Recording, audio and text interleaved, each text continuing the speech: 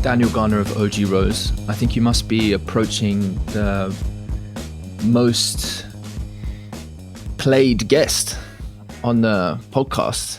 Click an episode and there's OG Rose, most frequenting guest, and it's an absolute honor to welcome you. You released a new book recently called The Map is Indestructible, and that's going to form part of our context for conversation today. Now, we've been having an ongoing series of conversations about many topics for 4 or 5 years now. But one of those that has been at least shared publicly is called Cultural Shamanism. And so that will be loosely a theme for our dialogue today as well. There's quite a few threads there worth continuing, and that continue to evolve for me. But there's a place I'd like to begin. Often we both use the labeling of global pluralism to situate our moment in the world philosophically, something like that. Could you share with me how you define global pluralism and how you situate that in our time? That's an excellent question, and it's an honor to be here on Voicecraft. I am forever indebted to Voicecraft, this space, and the work that it does and the conversations that it holds. They are absolutely central to me in my thinking, so thank you, Tim, for having me. That's an excellent question. James Hunter, I believe, and Peter Berger and different people, they say, people have always known that the world was filled with people different from them. That's nothing new, right? The Christian always knew there were Hindus out there, but it was one thing to know that Hinduism existed. It was another thing when your neighbor became a Hindu. It was another thing when your local community was defined by regular encounters with others who you were meeting personally, and of whom did not easily fit into your preconceptions, which forced you to rethink your preconceptions or to avoid them. Global pluralism, we can think about it as the increasing realization that difference is deep, that it is not something tertiary. Hunter makes a distinction where he says there was this period where we tried to push an idea of multiculturalism. And multiculturalism was the idea that, yes, we have different clothing, we have different holidays, we have different foods, but at the end of the day, we're all the same human beings. We're all humanity. Now, of course, there's a sense in which that's absolutely true. Everyone is deserving of human dignity. Everyone is deserving of respect, et cetera, so forth. But Berger and other people like that warned, he's like, no, people are deeply different. They interpret experience differently. Their very framework by which they understand things is different. And they have different first principles. They have different values. They have different things they care about. They are not, the way that people understand reality itself is different. Difference is deep. Global pluralism is increasingly a world where that experience, that truth, becomes harder and harder to deny. It becomes something that the average person, not just the elites, the average person has to encounter and choose how they're going to respond to. And also in global pluralism, another factor of it is that more and more nations are mixtures of people. It's not like you have a single group of people, like cities are going to have people from all over the world, say in a New York or a London or a Dubai, I could go on, that you have more and more places where they're very much filled with people from all around the world. It's not just Americans living in New York, it's immigrants, et cetera, so forth. Now, many people will point out this is an extremely good thing. No one is saying this is necessarily bad, but other people can talk about how it makes it very difficult to feel culturally stable. It can make you, and you walk into a place and people are using different languages and you don't necessarily understand. It can make you uncomfortable, or it can excite you, right? So this is not necessarily saying it goes one way or the other, but it's a different sociological condition.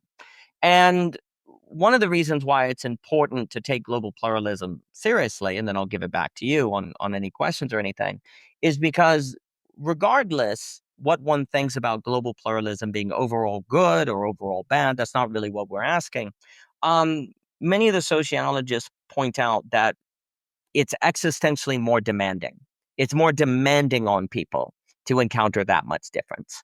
If I am in a world, say 100 years ago, where, I'm in, somewhere in the South of America, Alabama, Georgia, Virginia, wherever, I can pretty much assume who I'm going to encounter is probably a Christian. They may be Baptist or Presbyterian or Methodist, but they're probably going to be Christian. I don't have to ask them.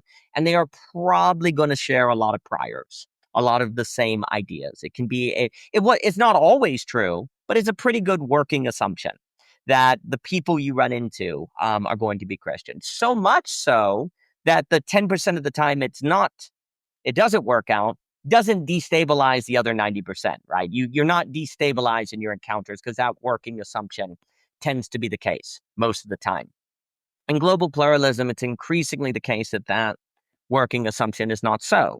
Or people are working very different jobs. There's another factor to this. Global pluralism is not simply about religious beliefs. It can be the fact that radical differences between class or blue and white collar jobs. People don't so readily share the same social intelligibility, the same framework.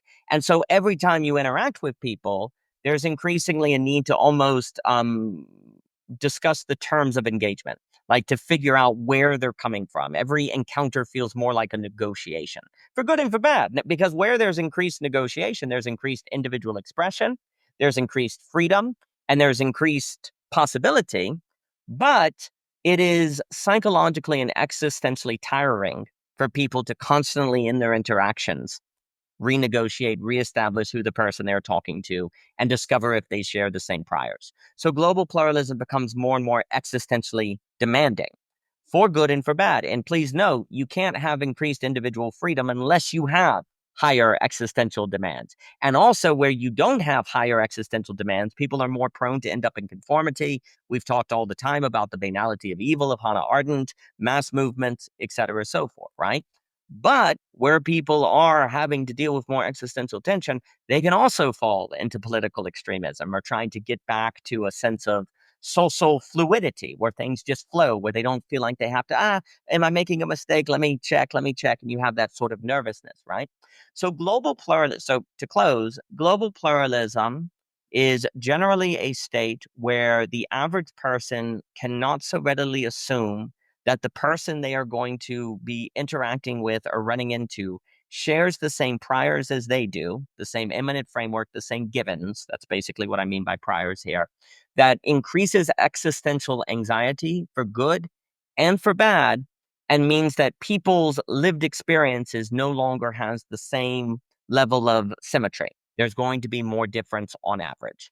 And again, the way that Berger and different people put it, said it was one thing when the Christian knew that Hinduism existed somewhere on planet Earth, but it's another thing when your neighbor is a Hindu or the person at work is a Hindu, for good and for bad. So those would be some opening thoughts to the question. Yeah, beautiful. So a core part of the language you use to frame your work in Belonging Again, as well as the map is indestructible, is this notion of givens, and this sense that perhaps one might say in a pre-modern age, the givens, how we fundamentally not only framed our identity and its relation to the world, but in effect unquestioningly saw through those frames and in that sense belonged in the world. You understand in terms of the givens. You could think about them maybe metaphysically and at other levels, perhaps culturally, religiously, in terms of the various roles that comprise an unordered relation between human beings and nature and the broader cosmos, between human beings and others. Now, in the book, you speak about this phrase, the map is indestructible, indestructible maps. And in part, you're referencing a thinker who you'll be pronouncing for us shortly, who was the first to coin the phrase, the map is not the territory. and that's partly evocative of what you're calling to. But not just that, you're speaking to the way in which how many people are constituting their identity in the world today is not so much through a relationship to givens, but that there is a stringency of adherence to a replacement for what you name as givens in this notion of maps which are indestructible. And that's quite a provocative phrase. I'd like to get into that a little bit. I think perhaps about the difference between destructibility and dissolution. I think about the different modes of relation we can take up in relationship to maps. And so, how does this notion of indestructible maps relate to global pluralism, perhaps? Excellent. There's a wonderful book that I highly suggest that I think was missed called Science and Sanity by a thinker named Alfred Korbowski, who I could be pronouncing wrong, but I've been saying it so much that way for so many years, I'll just keep at it, who comes up with the phrase, the map is not the territory. And his thrust in that book is a warning that we are semantically structured by a paradigm of identification, of identifying what something is. And he's critiquing A is A in Aristotle. And he's critiquing it because he says there are no stable identities, only processes. And if we continue to use our language and our thinking in a manner that treats things as stable, it will inevitably actually lead to mental illness because it won't match. And the more the world becomes complicated, the more we are actually forced to encounter the reality that stable identification does not suffice. If we're not prepared for that, we're probably just going to cling to the previous way we understood things, and that will lead to a dissonance that will become very, very costly. So he calls for in a sense, there's this, you could almost say that there's this idea that there's no such thing as a noun. There are no nouns, only verbs and processes. But we constantly use language in our thinking as if nouns exist. And therefore, the way we understand the world is at odds with how the world actually is. And this is a recipe for disaster. And also, it leads us to look for totalizing processes, complete conclusions, totalizing political processes, complete conclusions, things of which ultimately we don't participate in, like 2 + 2 = 4. There's nothing to participate in. You're done, right? You get the stable answer 4. And he's like, this is very problematic because if we think thinking is the business of finding stable states, then we're going to have what we are using thinking for be at odds with how reality is. And this will eventually be very costly to people. You could argue that though the consequences of this mistake were a bit contained by givens, because practically, if everyone you interacted with agreed to your identification or they thoughtlessly shared your priors, then the fact that identification actually was not the case would not be really unveiled to you. But as givens go away, as you're experiencing complexity, as you're experiencing processes, as you're seeing difference, then you find, wow, the way I identify the world actually is too stagnant. The world is much more dynamic and much more in flux, and people have different views of things, and social evolution tends to occur in the between spaces between how people see things, not in a certain stable state. And that can be very difficult, and you may not be prepared for that if you haven't taken what Korbowski is warning. Now, the argument the book likes to make is that as givens have gone away, we've replaced them with quote unquote maps. And the map is indestructible will make a distinction between a notion and a map. A notion is a system of ideas of which entail an essential contradiction that can unveil that they're false, that they are at odds with something that contradicts it internally, and therefore it collapses. An internally consistent system is how I define a map. And an internally consistent system is one in which nowhere within the system are you forced to acknowledge that the belief system must be false. Now, it may not necessarily be true. It may not correspond with reality, But the map talks about Kurt Gödel on how today we have to make a trade-off between correspondence and coherence. Just because something is coherent doesn't mean it necessarily corresponds with reality, but also that doesn't mean it doesn't correspond with reality. So, for example, I've mentioned Christianity. I'll make those examples. Something that always struck me is when you read through the apologetics of many of the major religions, there's always an answer for everything that could occur, right? They've thought through a lot.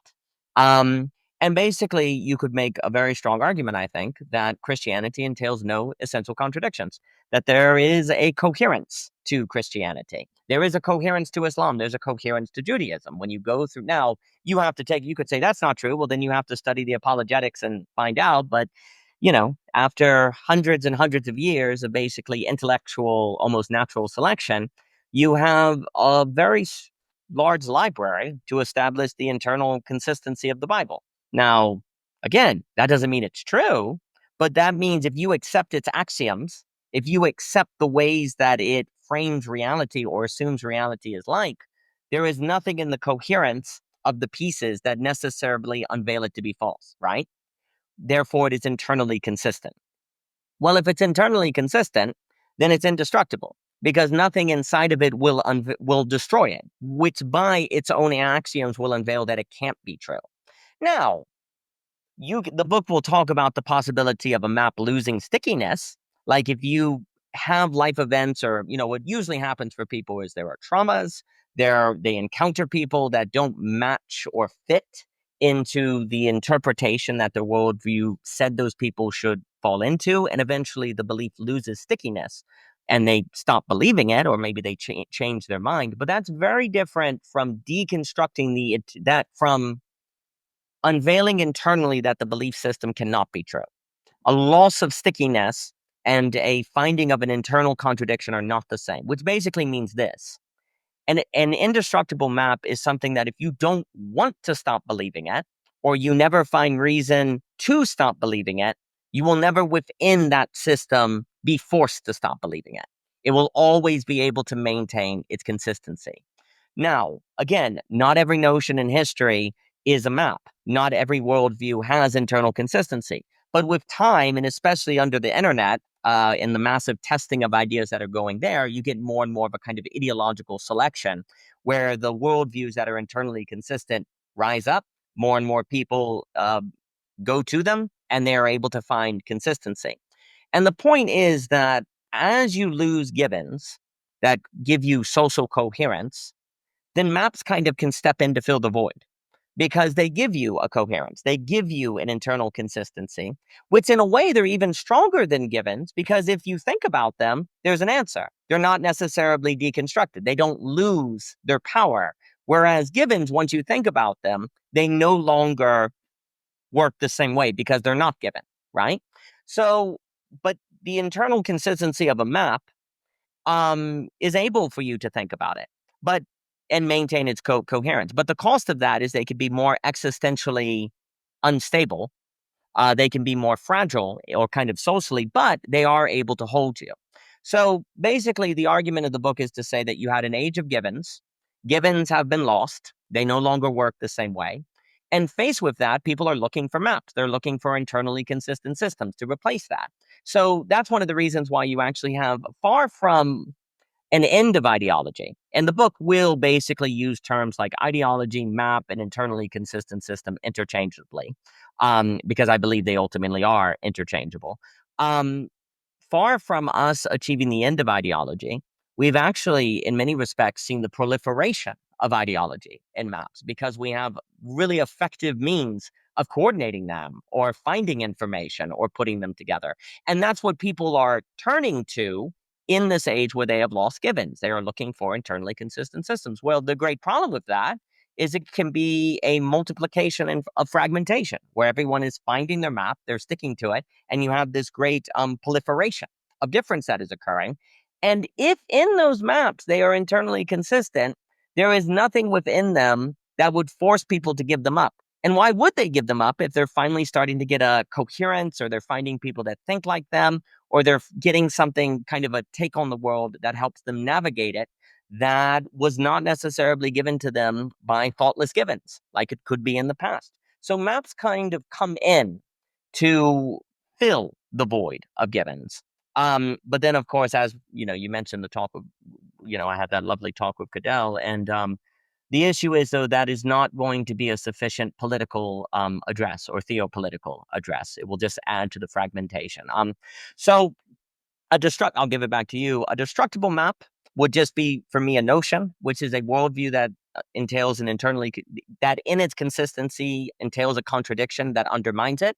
Whereas an indestructible map is one that's internal consistency entails no um, essential contradiction that would undermine it. And therefore, it could be true. It may not be true, but it could be true. And it always could be true. It always could correspond. And if it always could correspond, then there's no reason for you to necessarily give it up. You never have to give it up, right? And that also then sets limits on how much efforts can be to get people to convert out of their maps. Like you could say a dream has been, perhaps you could associate this with a dream of the Enlightenment, is the idea that there's actually only one internally consistent map. There's only one map that entails no essential contradiction, and that is the quote unquote truth. And so the idea would be that if you actually made everyone quote unquote rational, then what would happen is everyone would realize all of the maps that were not actually internally consistent, therefore mere notions, and gradually and slowly people would converge upon the one map that was internally consistent, that corresponded with reality. And there we go. We'd be set. Rationality would quote unquote save us. But it turns out that that is not the case, that there is not only one map that is internally consistent. There is perhaps 72 or some random number like 23 or something like that, where they are internally consistent and they may be true, but they also may not be true. For the people that hold to them, then they've decided to believe they correspond with reality, and people outside of them, they do not. And if that's where we are, then something else has to step in versus, say, debate or deconstruction or getting people to be quote unquote rational. Some other variable of interaction has to step in, or else these differences would splinter. And no one is saying that this would be the final point. If you say the name of the game is to get people to leave their maps or to convert them out of their maps, that's not going to work. But then, because the maps are indestructible, but then that means we have to be thinking how people navigate the between spaces, or how people can handle encountering people who have different maps and different ways of understanding reality, and not end up killing one another, wanting nothing to do with one another. And this is I think part of the great political challenge of our time. But I'll stop with that. Yeah, that's brilliant. Thank you. So one of the things I would like to do is see if we can share a sense of reality here in which our appeal to maps isn't as front and center or as foundational to the continuity of the coherence of my and our being in the world than it otherwise would be if those maps were challenged in a way that drew me to immediately jump to defense. Well, no, it's because of this. You just don't understand properly.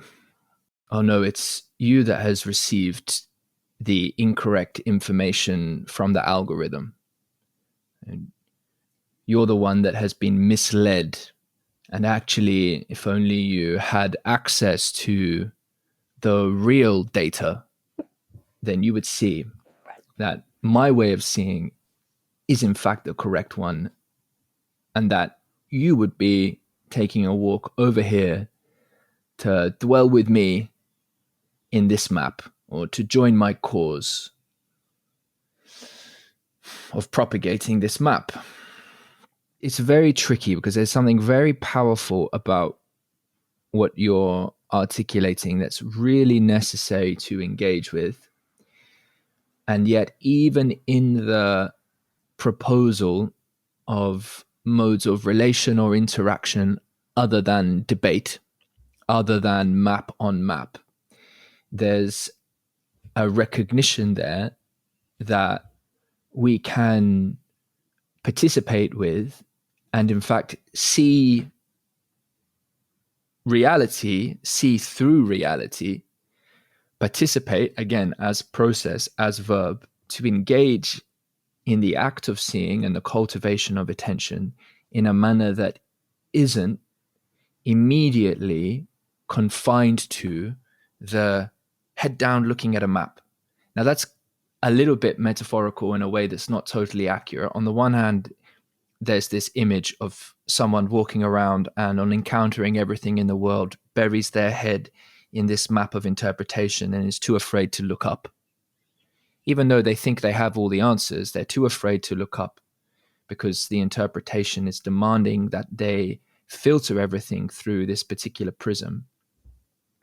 And perhaps that metaphor is a tiny bit unfair, because we could say, oh no, they're more like sunglasses, or they're such proximal frames that maybe even over the course of history, through revealed understanding, we have been shaped, or in fact we are made in the image of God, and perhaps the very prism through which we see into reality is necessarily shaped by this indestructible map, which turns out in a sense to have the revealed, ever transforming and yet still integrated form of God, such that actually I look out into the world and I necessarily see through God in some sense. And so I don't need to look down onto my map every 2 seconds, actually. That actually the nature of interpretation as such is made possible by God or something like this. Now that's giving some, somewhat of a rhetorical attempt to give as much strength of conviction to the position of someone who is wanting to maintain the absolute truth, in effect, of their map. But there is something radical then about distinguishing what it is to participate in reality in a manner that can coordinate, in a manner that can make use of and update maps, but to do so in a way that is open to others, open to potential, open to difference. And I think open to potential is really important there. It's so much difference for the sake of difference, as if the other was just thought to be, well, it's, gotta be, it's the thing you gotta do, look how amazing it is. But that there actually is an aspect of reality, or an aspect of our engagement with reality, that is meaningful because of its nature as potential, because of our relationship with and as creativity. Because we're not just endlessly repeating that which has already been decreed, but that we, in some critical way, are gifted an opportunity of life based on the integrous habits of the past, while at the same time recognizing that there is an insufficiency or lack in that history, as it is, well, it's not the present or the future. So rather than try to finish that too much more, I'm trying to open up into a way of knowing,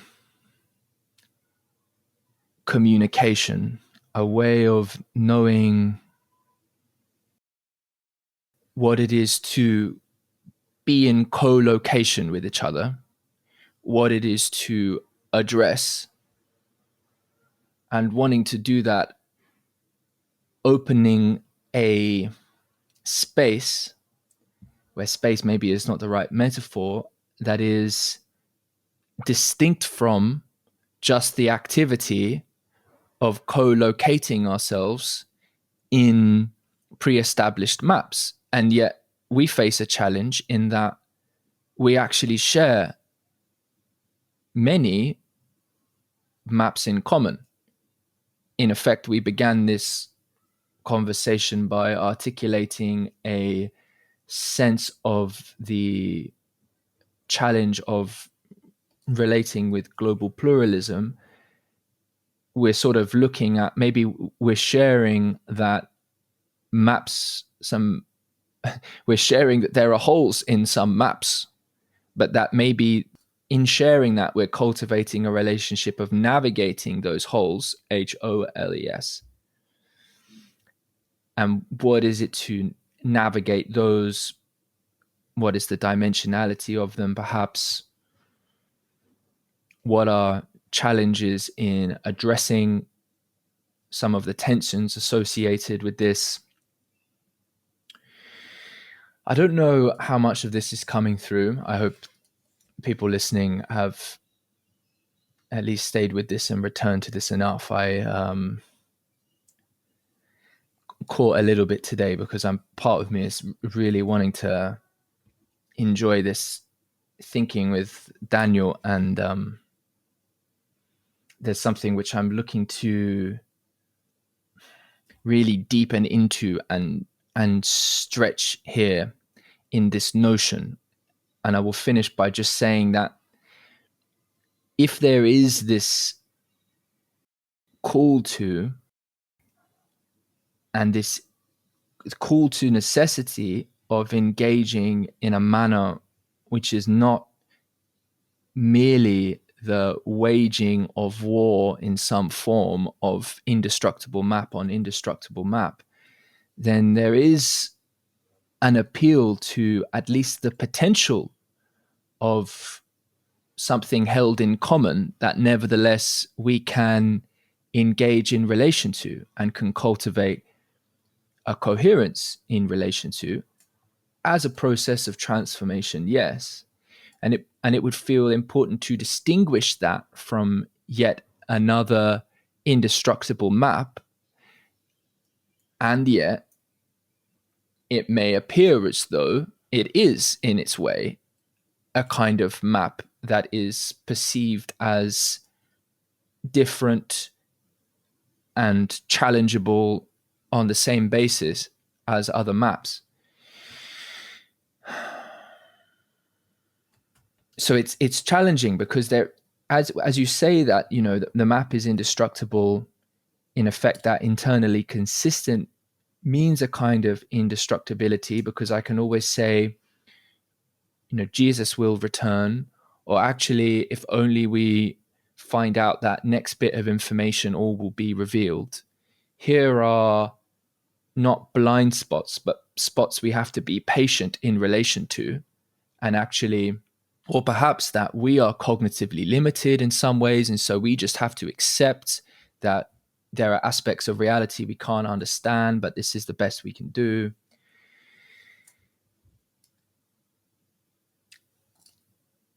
That is a helpful meaning of indestructible. And yet, when we have notions of realization, sometimes people use the language of waking up. And I don't mean to say waking up from one map into another, but is what is being gestured at here a mode of relation that it's tricky, because it's not just a settling in the not knowing. It's not just a settling in the absence of map although that may be part of it for its time, there's also a signal toward intimacy and trust, and the potential of cultivating intimacy and trust, which is part of that invitation. And so it seems to me that actually we have always and always already participate in that potential, that we have access to that modality. It can be occluded, and you speak about, maps which can blind. So presumably indestructible maps can nevertheless blind. And of course, you also say in the book that maps can also enrich. So yeah, I've said a lot there, maybe without saying too much at the same time. You see, I'm trying to open up a connection to the kind of affectivity that is in continuity with what animates Givens, but is not to be understood in the, you say, like pre, it's part of the argument that there has, like, so what really constitutes the set of events or developments in thought, in social relating maybe, that constitute this move from Givens to indestructible maps? The meaningfulness, the connection, trust, the kind of qualities and intrinsic, I say dynamics, it's just too abstract, but the almost like the signature is obviously sounds maybe a little too spiritual, but there's language like signature and resonance, which we could perhaps locate as by another concept in the sense of continuity of our living history, value. It's like coherence at all. Mm-hmm. What in the nature of that which animates Givens, if anything, on your view, need we remember to reconnect with? What is it about Givens in particular that has been so challenged or tended towards inadequacy? How is the tendency toward inadequacy of Givens different from the phenomena of indestructible maps or maps which blind? And what is it about maps which are distinct from Givens? Thank you for listening to all of that. There's a lot there. I don't know how well this will work for a podcast, but obviously from the perspective of really thinking together, hopefully that's helpful. I mean, you're getting at everything. So there's a lot here that's very, very important. So maps exist. Givens maps, it's relationality. People are looking for means to relate with them beyond themselves, with other people, with the world, in a manner that doesn't make them feel constantly lost and existentially anxious, right? So there has been an effort to deal with the problem of difference by destroying maps, by deconstructing maps. Rather it be with reason, rather it be with the deconstruction era of the postmodern. And the idea was that if we do not do this, we're going to end up in World War III and all die. And so there was this effort basically to get rid of worldviews. You cannot, the part of the argument of the map is indestructible is that is a failed strategy that will not work. So also the book is trying to say that people need maps, that maps have a very important role for coherence, especially if you don't have Givens. It makes sense that people went to maps after the loss of Givens because people otherwise they have to atomize. They have to atomize and form their own sort of view of the world. They have to become a kind of a master of their own world, and people have done that, and that's led to various disasters. So maps are trying to bring back community or connection or to create coherent social relations where people feel something like belonging, because we think the same way, and I feel like I'm with the people I'm supposed to be with because they share in my world. So maps and belonging go together. People are looking for a place where they have social coherence. And efforts to remove maps cannot work also because there is no such thing as isolated rationality. Rationality is always situated in a worldview. It is always situated in a network of facts and interpretations, ergo an internally consistent system. So you cannot get rid of maps. You cannot do it. But this poses a massive problem because if maps are with us, won't there be difference in the inability of people to connect?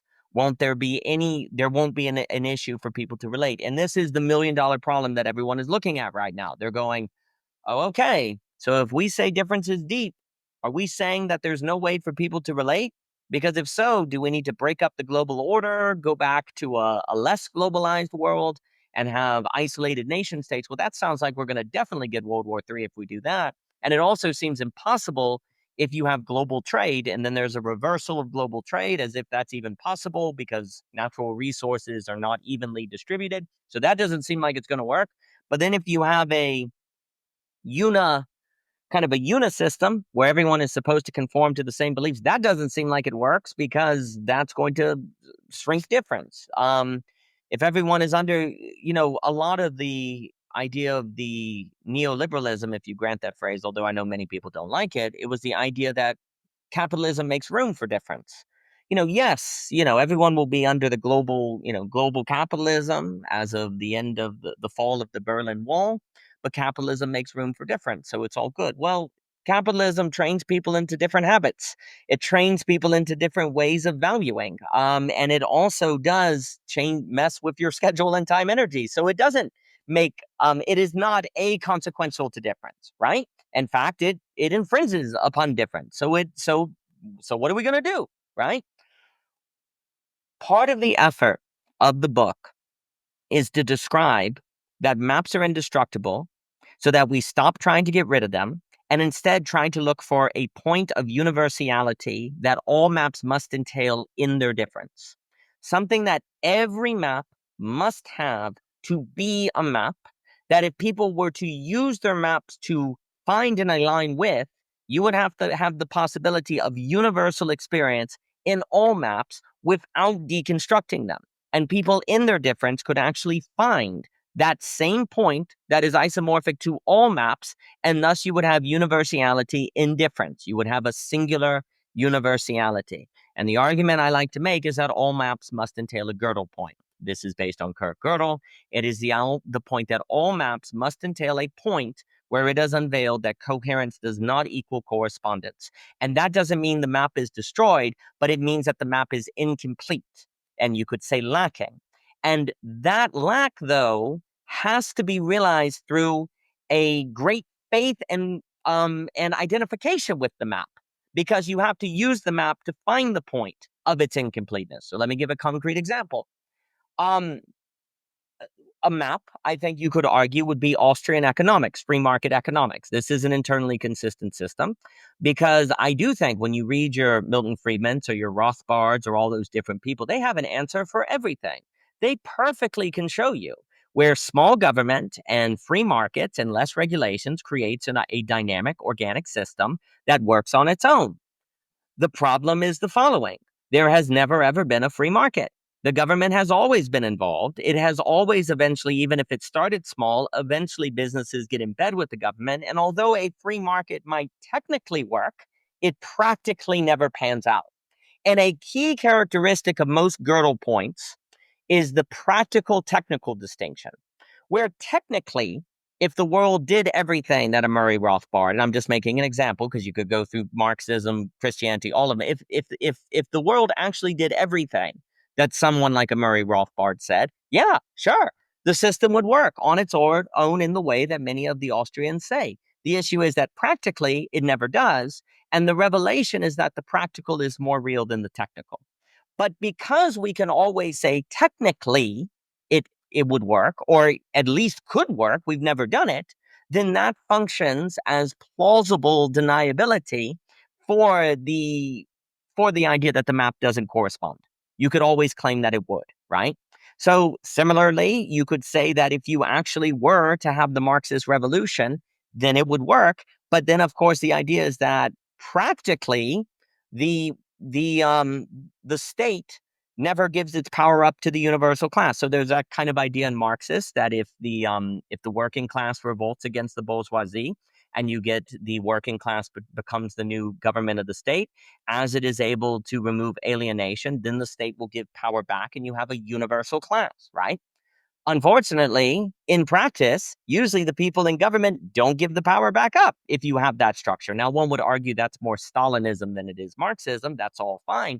But the idea is that, well, technically, though, if they did in fact give up their power, you would have a universal class. And that seems like it would work really well, right? So this, but practically, that's not how it occurs. And I can continue to go, but the idea is that people's maps, they're internally consistent systems, all entail Gödel points. And this is based on Kurt Gödel, who basically found that you can have no set of, he comes up with Gödel numbers. Like, mathematics cannot make itself axiomatic. Even if it's internally consistent, then it cannot establish its correspondence in that consistency. And if you establish its correspondence, you must give up its consistency. You can only be sure something corresponds. That, let's put it this way, you can only be sure something is corresponds that isn't networked, that isn't complex, even that isn't part of a system of ideas. It has to be very isolated, one of one. But of course, you could argue there is no such thing as a one of one in reality. Every fact is a network of fact. All ideas lead into other ideas. So there's no singular notion that can be isolated to be found it corresponds. Well, we have an issue then, because then we can never establish correspondence. But then again, the key with Kurt Gödel is that doesn't mean it is false. It just means you can't know for certain that it corresponds with reality. But this is the weird move. That precisely makes maps indestructible. Because if they're points that could unveil that they are false actually don't necessarily mean they are false, then you can always defer that judgment. Or you can always say, well, we haven't had small enough of a government yet. We haven't gone with the communist revolution yet, right? Or just people haven't believed the same things. The rivalrous, like you could apply it with some ideas of game B. You could say, well, not enough people have given up rivalrous dynamics yet, right? Like, not enough people have actually come to terms with the interconnectivity of the human being and the environment, right? Like, and that could be true. That literally could be true. It could be true that if people gave up rivalrous dynamics more or became more interwoven, the world would work, right? So you can't necessarily unveil that the people are wrong just because that hasn't happened yet, right? And thus, if people wanted, they could stay in that belief forever and ever and ever and ever. The trick move the book wants to say, and this is the tricky move, is that the Gödel point, which is precisely the point that, if you wanted, enables you to stay on your map forever without ever changing, is also the universal facet of all maps that all people in their maps could acknowledge and actually dwell in as a universal in all maps that then you could have mutual correspondence with. And in that sense, instead of destroying maps, you're adding the Gödel point becomes the point that you can connect with other maps through. Where the capitalist goes, yeah, we've never had small enough of a government. We don't know, but this is the consistency that follows from believing that is possible. And the Marxist goes, yeah, we've never had a revolution where people don't seize in power. But this is the consistency that follows from thinking that through.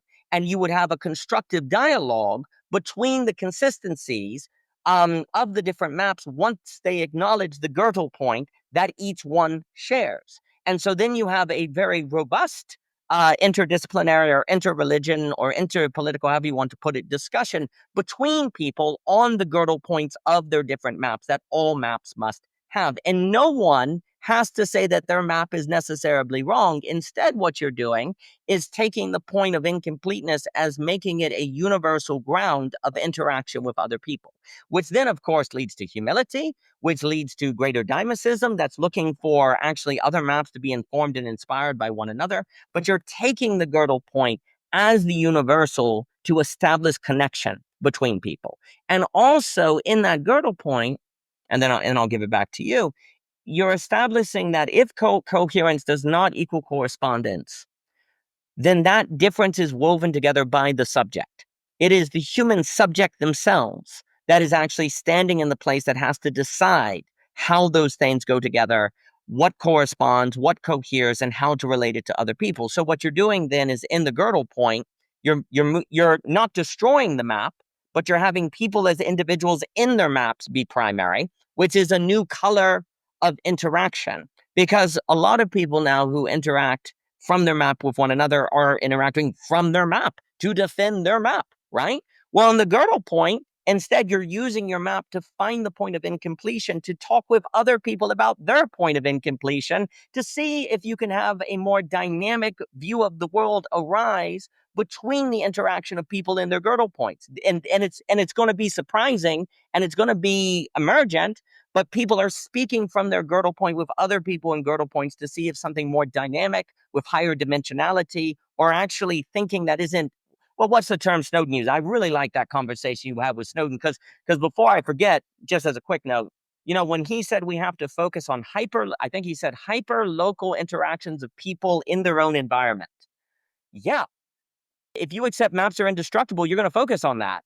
Because if you can't destroy maps, then what you're going to focus on is, well, hyperlocal, like the quality of interactions that people have. And what you're doing is trying to get people to interact from their Gödel points, as opposed to interacting to defend the consistency of their maps.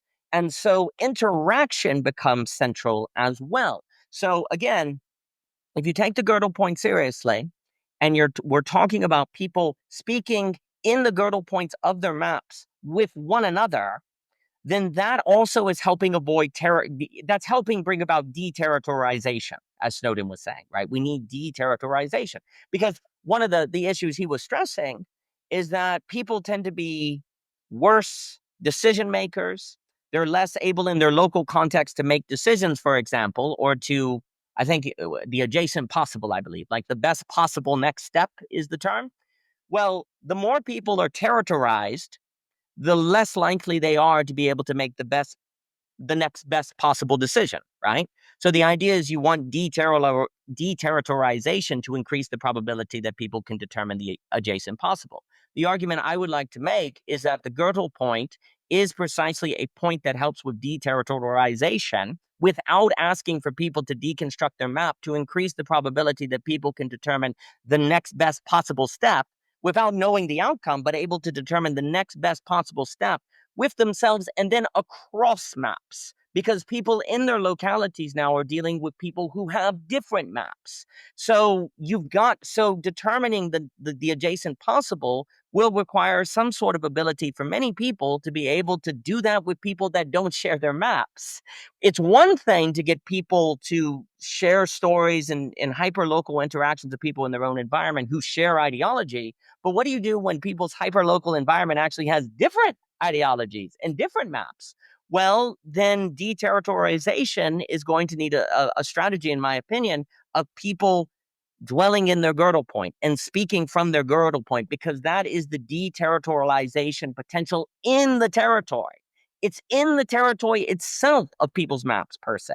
Let me put it this way, and then I'll give it back to you, because forgive me, I've been saying a lot. But my argument is every map, to be indestructible, must entail deterritorialization potential in it.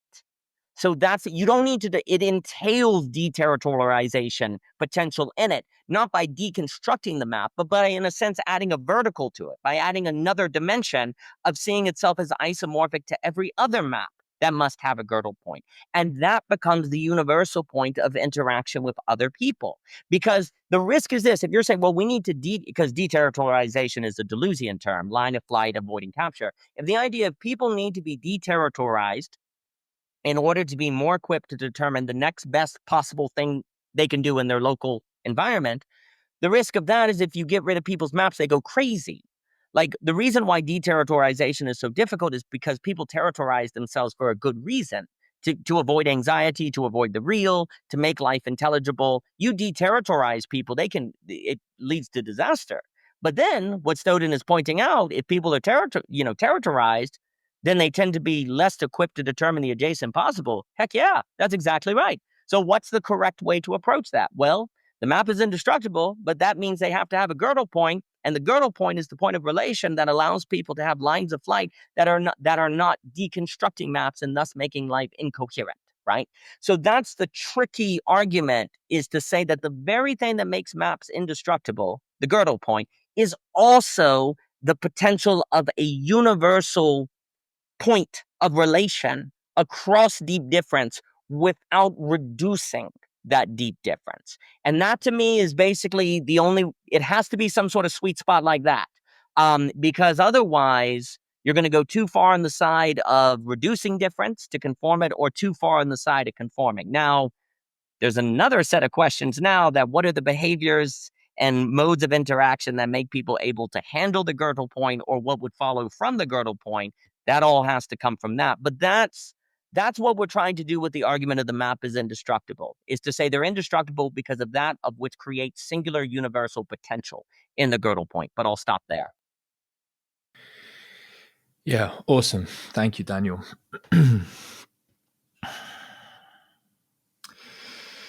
Yeah, so I'm following you.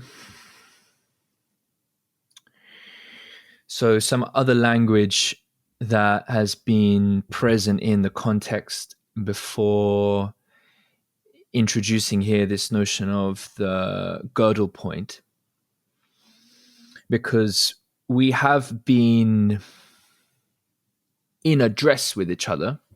And of course, to use address and explanation here as concepts from your work in Belonging Again and elsewhere. In effect, the Gödel point is the location of address. Yes. That you're speaking to.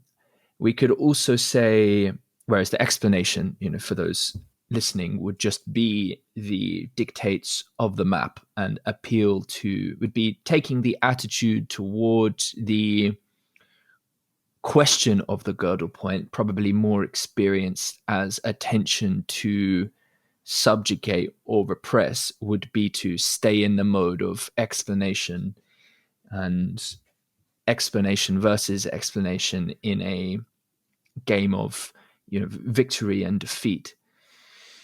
So we could also say things like the location of the Gödel point is also a portal into a commons of participation. It's the location of mystery. It entails a capacity to be with the question. Now, I agree in the links you were making to that podcast with Dave, speaking about the importance of proximity and granularity. So that locality in which, through that interaction, anomaly can be related with,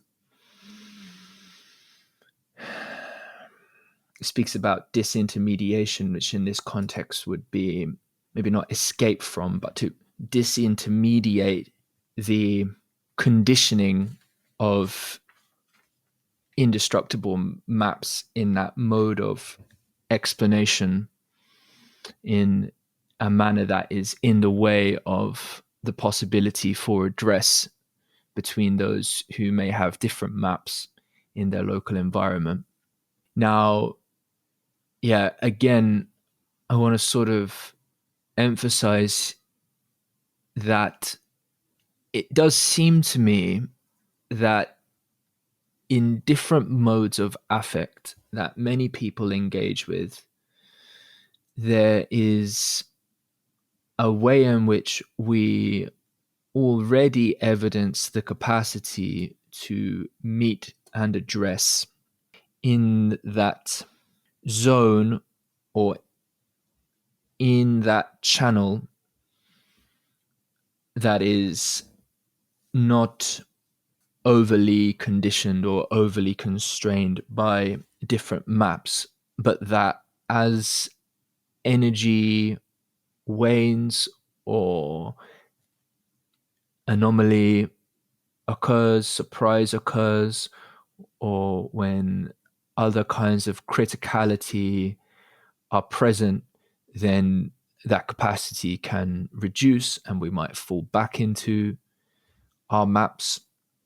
So there's something on the one hand very very important about the argument you're making. And I think it's also valuable to hold it from a perspective that recognizes the capacity already evidenced in people in which they are, in fact, acting and addressing in this way. Love in many respects is Yes. exemplary of this.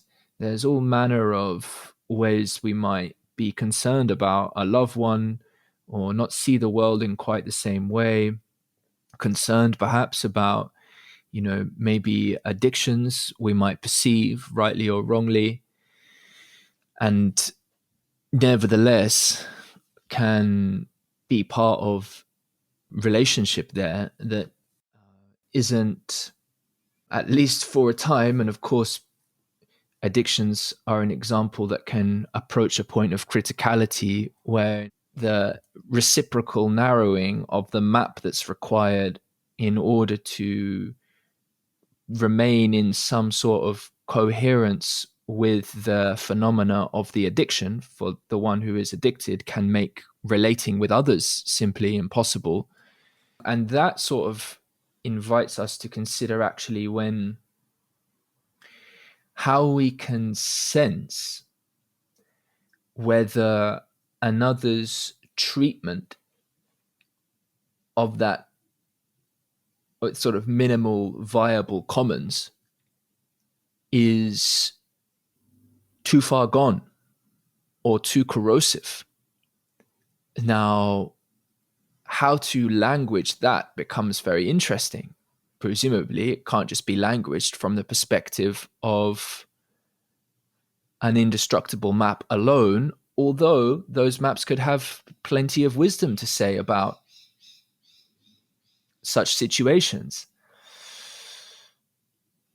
But it's tricky because there would be a mode of holding that perspective then, and a mode of meeting in that context of address where we might share, that needs to step outside of the rationality of just that map alone in order to make that discernment.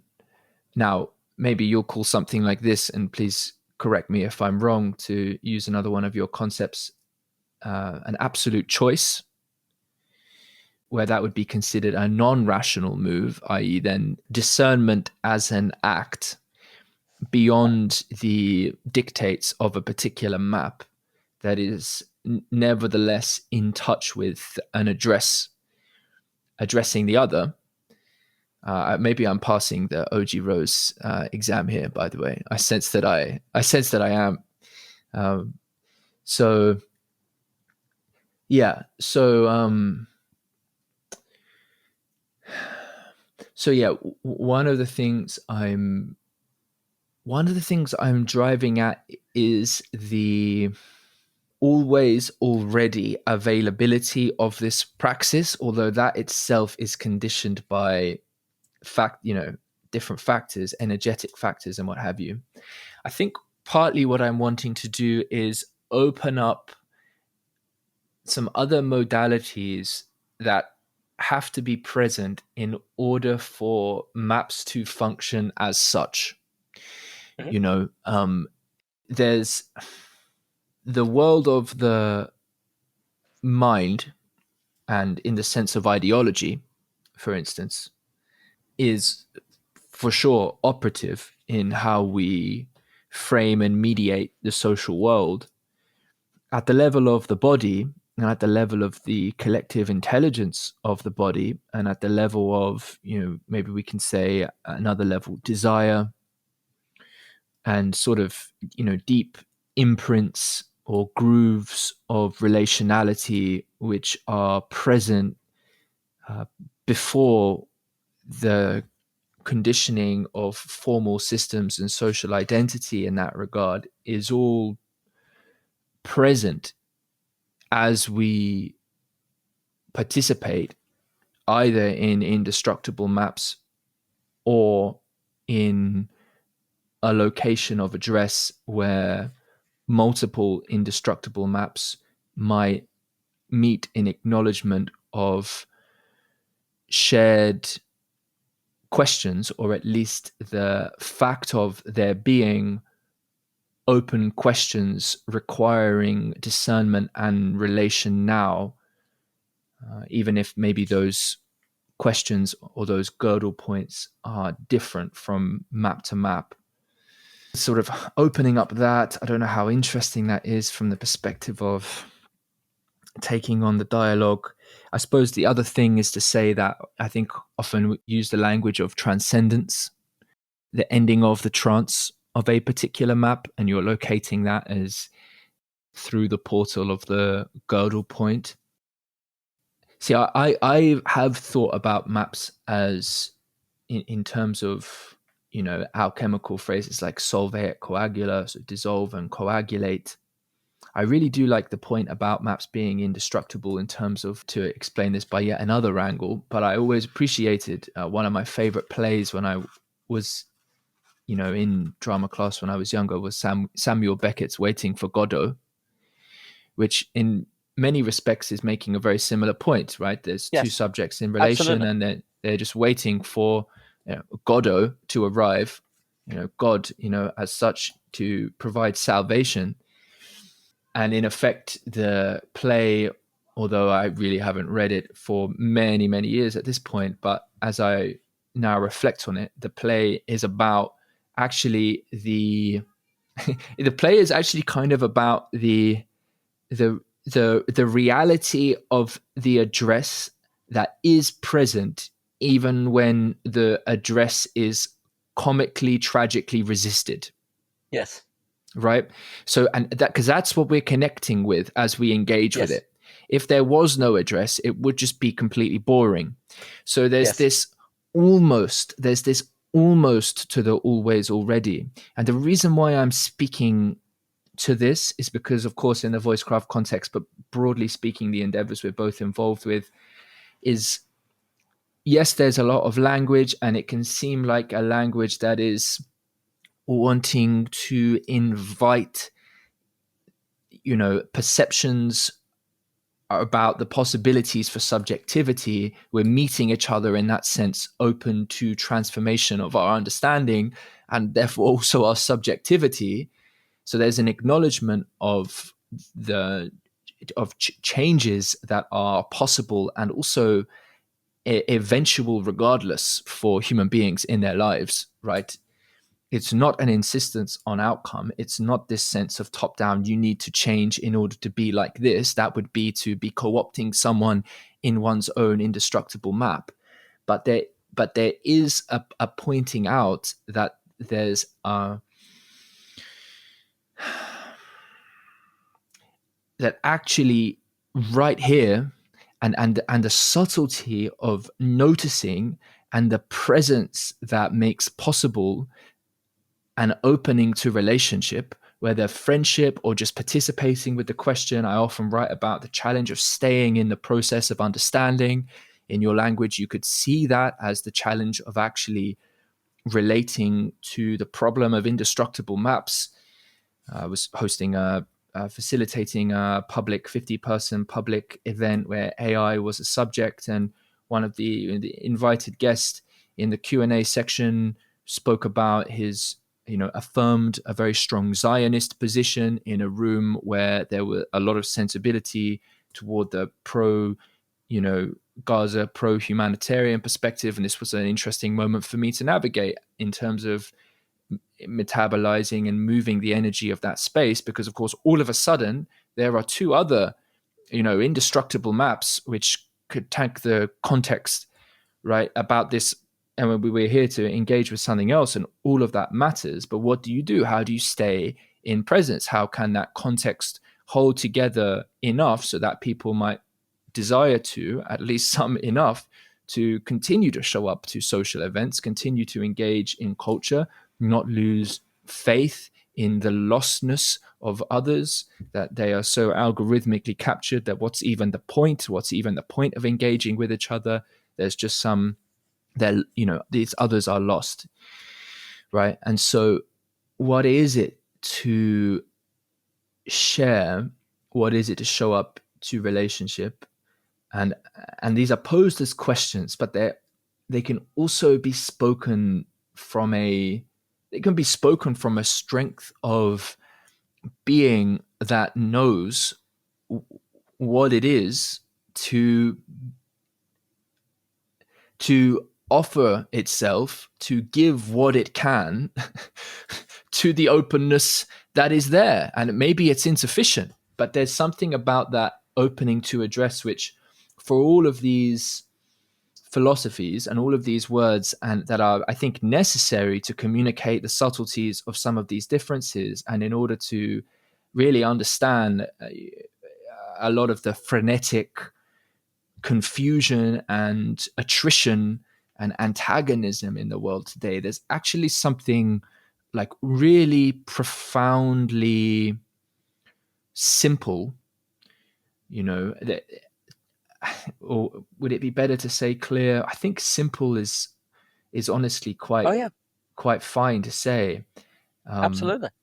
That is at the root of what is being advocated for here. So there's this very strange situation that I think we both find ourselves in. I certainly find myself in, where lots of what I have to say and how I write and what I wish to share and who I'm in conversation with can and is and can rightly be perceived in some sense as at the very far end of esoteric. But there's an interesting phenomenon where there's also a mode of relation to it that often people resonate with, where not everything at, let's say, a conceptual level is being followed to the point of, well, what? Because it is being followed. That's the thing. That it's and distinguishing that is very, very tricky, right? Because of course people are not necessarily following along at the level of conceptual consistency about the dictates of the indestructible maps, which are laid out in order to provide explanation of the world. That gets into some very deep and esoteric theology, perhaps. So people are largely just swallowing it. So, but, and yet I'm making the point here that even though I know myself not always to be understood, and in fact that if I give the best of my energy to writing something that is a kind of a meaningful address of my own sense and process of philosophy in the written word, then actually there is only a handful of people who would be interested to understand it. I can nevertheless speak it, and for those who are in touch with me in some sense, they get or feel or can follow along with the flow in a way that is, it seems appropriate. It doesn't seem misleading. It doesn't seem like a pulling the wool over the eyes. Now, distinguishing those would be a matter of massive subtlety. And I don't think we can appeal only to maps in order to do it. But then why is my sense of intimacy or trust connoted through the signature of voice or text better than anyone else's? Well, of course, it's not at that level of expression. There's more than enough power and beauty and wonder of love that is communicated through the lineages, family and society over hundreds of years, which reside in what would be expressed through the language of indestructible maps. So it's tricky. Ultimately I think I would be saying that the it's actually very, very radical, because if I was to say something like love or value, and in a sense those deep affectivities of meaning in life and relational significance, are a capacity or a dynamic or an affordance, not even that, are qualities of relationship as such, in a manner that is not bound to the interpretive dictums of any one particular indestructible map, then there is actually something profoundly challenging to the identity of those indestructible maps. And all right, I'll stop here. I mean, there's obviously a lot there. No doubt you're going to have some very interesting things to say. I don't know if I addressed everything well enough. That point, the core point you're making around the Gödel point, that very point of incompletion can as well become a reciprocally narrowing, waiting for Godot type attitude, or it can become an opening to actual real address with others in the here and now. Yeah, I think that's a very powerful point, very good point. And I guess I'm also saying that there's something about the quality of address as such, the quality of relationship as such, what is already instilled and instantiated in our nature through nurture and the transmission of love and what have you, right? But that can also be understood at biological levels and other levels, in addition to just the ideology of map, that we can also find our way into relationship, can locate ourselves in relationship through that avenue. So in that sense, there are kind of relational, artistic, as well as sort of intellectual ways to articulate the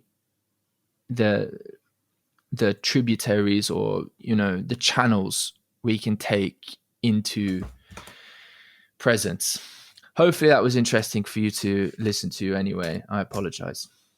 Do not apologize. That was all getting at everything, and it was extremely interesting, extremely important. So there's a few things. There is something incredibly simple about what is being said, but there is incredible anxiety that has to be gone through to get to the simple. There's simple on this side of complexity, and there's simple on the other, as that quote goes. I can't remember who said it, and that's very, very important.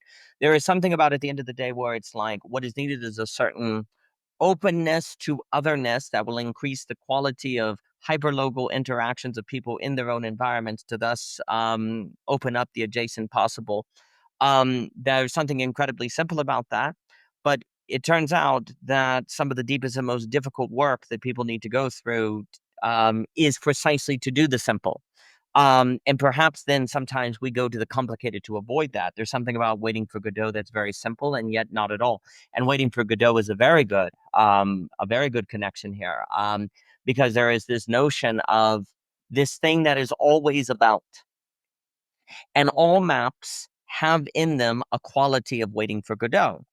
And the very knowledge of that can then be precisely, I can stay forever waiting for Godot, or let me focus on this other person I'm with, actually. Let me look for a different kind of, let me find an address in the waiting for Godot that actually opens up a line of flight, as opposed to waiting for something to fly to me, per se. Because, and because there is also that idea of how do you get your own line of flight to avoid Deleuzian capture without getting chaos, right?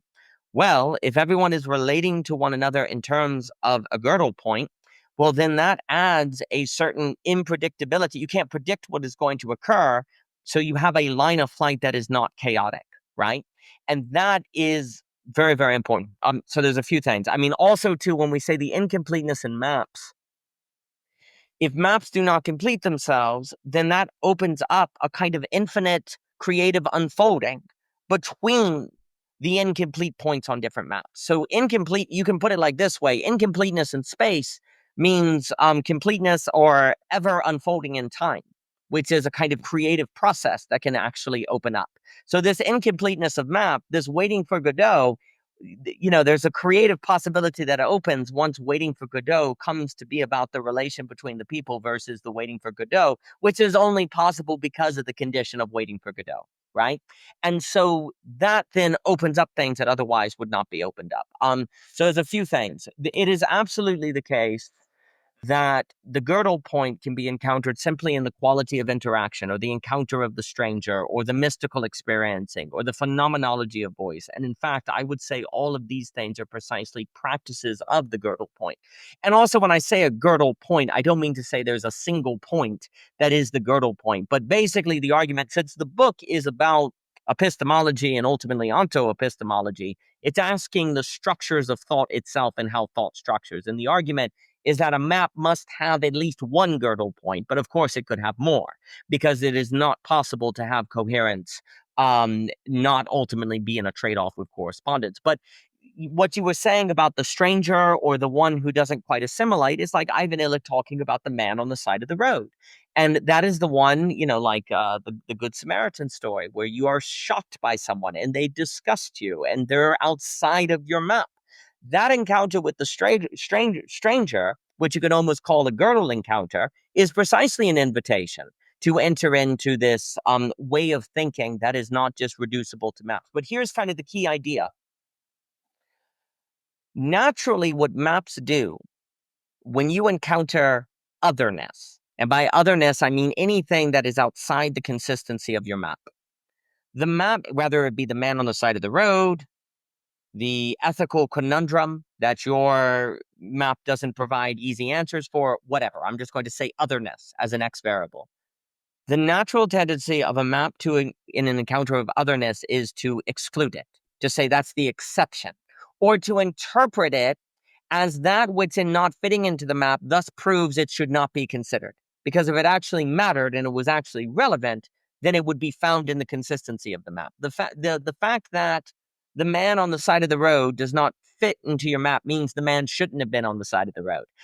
So it's his fault, so you don't need to worry about it, or we need to make a society where we don't encounter men on the side of the road. So what maps tend to do is take Gödel points or Gödel encounters and actually move them aside. Like, don't think about them. The argument I am making is that actually the point of the map is for the Gödel points and Gödel encounters. The point of the map is for the surprise, is for the encounter of the thing that actually doesn't easily fit in, that then you have to figure out how to work with, given the map you need to make it intelligible, but that your map doesn't tell you how exactly to do it. So now it's live thinking. So let me give a concrete example. And again, I just use Christianity because I'm familiar with it. The Bible does not tell you what to do with drones. It does not give you clear drone ethics. It does not give you a clear idea of what nuclear ethics should be. And it doesn't give you a straightforward just war theory. Now, I think you can get, Snowden obviously is taught on that, and you can get a just war theory, but it is not obvious in there. But let's speak about drones. The idea for the Christian might be to not really think about drones, actually, or to push it off, or to not actually consider it. When really the things like drones is what one should use, say the principles they've learned from Christianity, to think about something that is outside of the consistency of the map. That actually is going to require live thinking that then moves Christianity from an ideology to something more like working heuristics, principles, and things that you're trying to use for a surprise. And that also creates humility, but not humiliation, right? Because that's what deconstruction can do. It can create humiliation. How stupid of you to believe in something like Christianity, and then people rebel and they turn against it, and that doesn't go so well, right? So Gödel encounters and Gödel points are the points of maps. And since all maps are incomplete, all maps in their difference provide people Gödel points and Gödel encounters. And if we universally see those as the point, well, that becomes a shared experience. That becomes a shared point of relationality by which then people are coming together. So, for example, I do not believe the Quran or the Bible or the Gospel or the Torah. Let's just make an example. The Torah, the Gospel, and the Quran, I do not believe any of them give clear guidelines on, say, drones. And I'm just making an example. So most of the time when people do interreligious dialogue, for example, they'll have a Muslim, a Christian, and a Jew get together to discuss the differences of their beliefs. And usually what they will discuss is their different views on, say, God, or maybe salvation or hell, or something like that. What I would actually suggest is you have them talk about something like drone ethics, or something that, because that is something that all of them is outside of them and thus can provide a certain Gödel encounter, actually. And because it's a Gödel encounter, you have the possibility actually of a emergent thought of ideas arising in that between space of all of those people that simultaneously will also not just have them in a place where they are defending their sacred religious tradition, but they're all using their sacred religion traditions to think about something that is outside the immediacy of the consistency of their map. That then is actually bringing people to where they're sharing, there's a shared situation here where everyone is trying to think of something outside the consistency of their map, but the difference is maintained. The deep difference is maintained. That becomes the kind of grounds by which you can then have people moving together to find new forms of intelligibility in a between space. You know, William Desmond, who Guy Senstock has been speaking with, and Andrew Lubernos always talks about metaxis and the kind of between spaces. Well, between spaces are certainly, that is the kind of zone of the Gödel. That is the zone of the Gödel encounter. This provides a basis for interaction that really opens up new affordances. Another example, like we spoke before about the phenomenology of the voice, and really paying attention to the inner experience of the voice, what it is like to speak, what exactly is going on when you speak. I know of no worldview, communism, capitalism, Christianity, etc., so forth, that has explicit teachings on the phenomenology of the voice, or that necessarily, within its consistency, can give you those explanations. Well, that's exactly the kind of topic then that can be a Gödel encounter, that everyone in their deep difference can maintain their deep difference, but enter into a deterritorialized zone that will open up new affordances of thought. And also, you discover something new about yourself when you have to come to a space where you do that kind of interaction. But then, of course, you have to have the skills and the subjectivity to be able to handle it, right? And so there are things where, when we talk about the Gödel point, the point I want to make also is that one of the things people tend to do when they encounter difference is fall back on their map. And they use that as a shield, a kind of indestructibility to avoid the other, right? Well, the first argument I want to make is that every map entails a Gödel point. So ultimately, it's going to unveil that doesn't actually work unless you avoid the Gödel point in your own map, which means you're not even actually being true to your own belief system, right? You're not encountering the surprise of that point of incompletion that you necessarily will if you take the map to its complete consistency. Now, that has to be justified, but that's going to be found if you're using it to defend the other. And secondly, if the Gödel point can be found in rationality to itself, that also means, and this I think is getting at something else you were talking about with the absolute choice and the non-rational, all maps, all people actually do ascribe to non-rational things. There is no autonomous rationality. So there is no map that is a pure rational activity. It is always incorporating experiences, memories, personal encounters, etc., so forth, right? So one of the things is, when you treat a map as a pure consistency to keep out the other, you're kind of acting as if it's something that it is not. You're acting as if it is a pure intellectual apparatus when it entails non-rationality, because the true isn't the rational, and the rational can only organize itself because it is assented to something that it believes is true, that is not reducible to a rational conclusion. So what ends up happening is that all maps necessarily entail a non-rational variable to make it possible that people disown and treat and disavow, precisely to treat their map as an objective structure that they arrive to impersonally, and therefore can rely on, because it's not just their opinion, it's something that actually on its own the premises add together, right? But for example, a non-rational conclusion you may have made is, there's a paper in there on St. Anselm, is belief in God, right? Well, that is a non-rational claim. That is a non-rational assent that certainly you can use natural theology to ultimately justify, but that's something that you have come to believe, or there are, say, metaphysical positions on being, becoming, nothing, et cetera, so forth, that one had to ascribe to precisely to have a truth by which their rationality could get off the ground. So the issue is that also occurs is that people use maps to avoid encountering the non-rational variable that they had, the assumption, the faith, the trust, the first principles that they had to have incorporated to even be using the map in the first place. But we tend to use our maps in a way to disavow that non-rational variable, because that would weaken it to us. It wouldn't have the objectivity. We would have to acknowledge our own participation in it. But but the book is trying to argue that actually every map has to do that. And if we universally accept it, we make a space for the subject to interact with one another from their map, but not in a manner that is reducible to their maps. And so you've got two moves there, and then I'll stop and give it back to you. Is that we're trying to show that autonomous rationality doesn't exist, that there is always actually a Gödel point.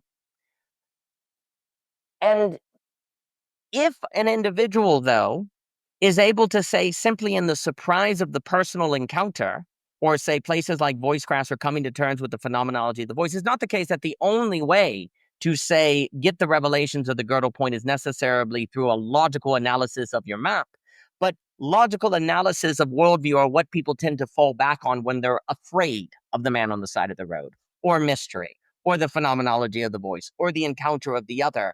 What we tend to do is when we face that fear, we then try to look for a way where we can tell ourselves we're not afraid, and we can do that with a worldview that says, well, that's just stupid. Those people are just idiots. That's just wrong, and there's nothing to it, right? Well, if you're showing that all logical structures have a Gödel point, then that's not going to work. That ultimately has a failsafe that's trying to get you back to the face encounter, that gets you back to the encounter with the other in sense of a kind of Levinas sort of encounter of otherness. But certainly there are other ways by which to do it. It's just that one of the key ways by which we avoid doing it in the presence of the other, or say the presence of mystery, is with a rational apparatus that makes it that which we don't have to take seriously, because we create a way to exclude it. We make a way to make it an exception that we don't have to take seriously. But the thing, this is, I guess, the other move. I think one of the reasons people are scared of mystery is because they're afraid their worldview is going to be destroyed. Like, people are scared of interacting with difference because they're afraid that, they'll lose their beliefs, or what if they, change their view and their family hates them or something like that. In an odd way, the argument of the map is indestructible is actually to make it so you don't worry about that, because map is indestructible. So you should encounter the stuff you don't understand, or you should go encounter otherness, or go into places that take on mystery. Because if your worldview is indestructible, it will not be destroyed. In fact, you will simply be in the part of openness that will make more space for dynamic interaction, and actually help you be deterritorialized so you can determine the adjacent possible as opposed to getting captured and different things. So there's a way in which indestructible maps can actually function instead of solidifications of ideology that lead to very negative social and political consequences. One can actually view that as a kind of grace, or a kind of anchor, or a sort of kind of a golden thread as they go into the labyrinth with the Minotaur. It provides a kind of safety to know that.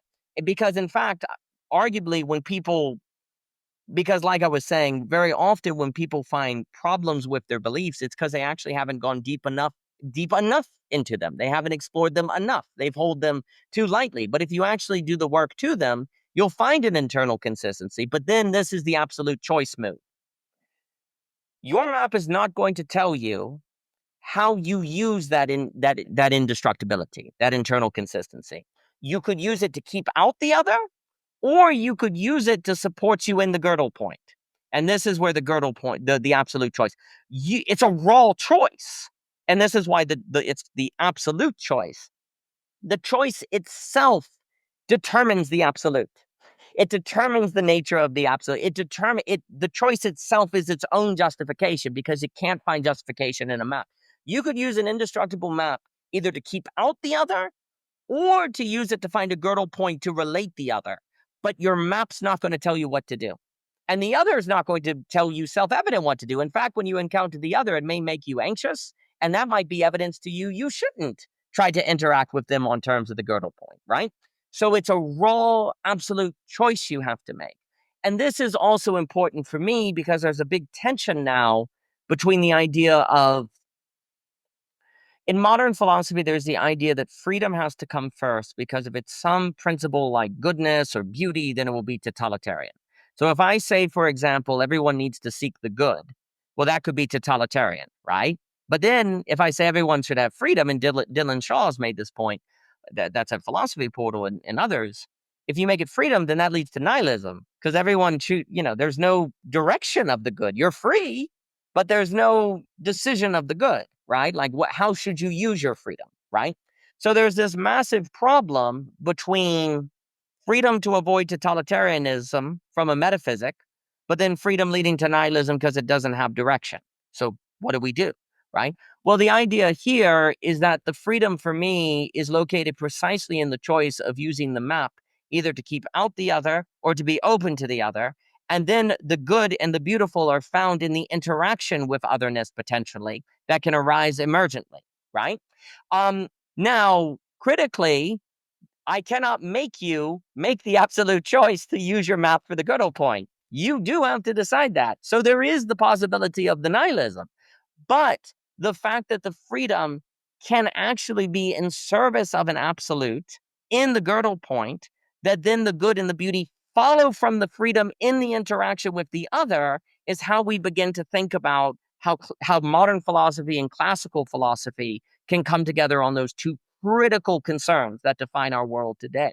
Now, I'm happy to say more on that because there has to be, let me put it this way, there's a sense in which, and many religious traditions have this idea, Christianity and Judaism, Islam. So there's the idea that God had to give us freedom because if we had the good without freedom, it would be meaningless. And there's this idea that, you have to freely choose the good, which of course makes the possibility of losing it. And there's this kind of mysterious notion that a freely chosen beauty or good, but I think beauty is a little with Joachim, but if you grant me that here, if you grant the idea that freely ascribing to the beautiful is better than not, then there has to be the possibility of using the absolute choice to deny the encounter of the beauty.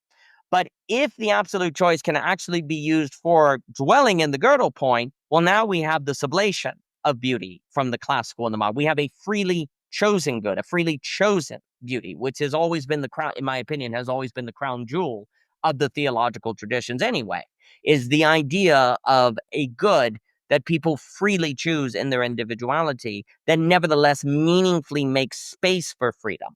Like there's a meaningful agency that people have. Well, meaningful agency comes from the fact that maps are consistent, and in their consistency can't tell you what necessarily to do, but you can choose to interpret that very consistency as not to indestructibly block out the other, but in fact to locate and dwell in the Gödel point for opening with the other. And that affords the good and the beautiful. So that for me, and I'll stop. That is also getting at the problem between modern and classical philosophy, which is caught between freedom, nihilism, good totalitarianism, that we've been wrestling with for a very, very long time.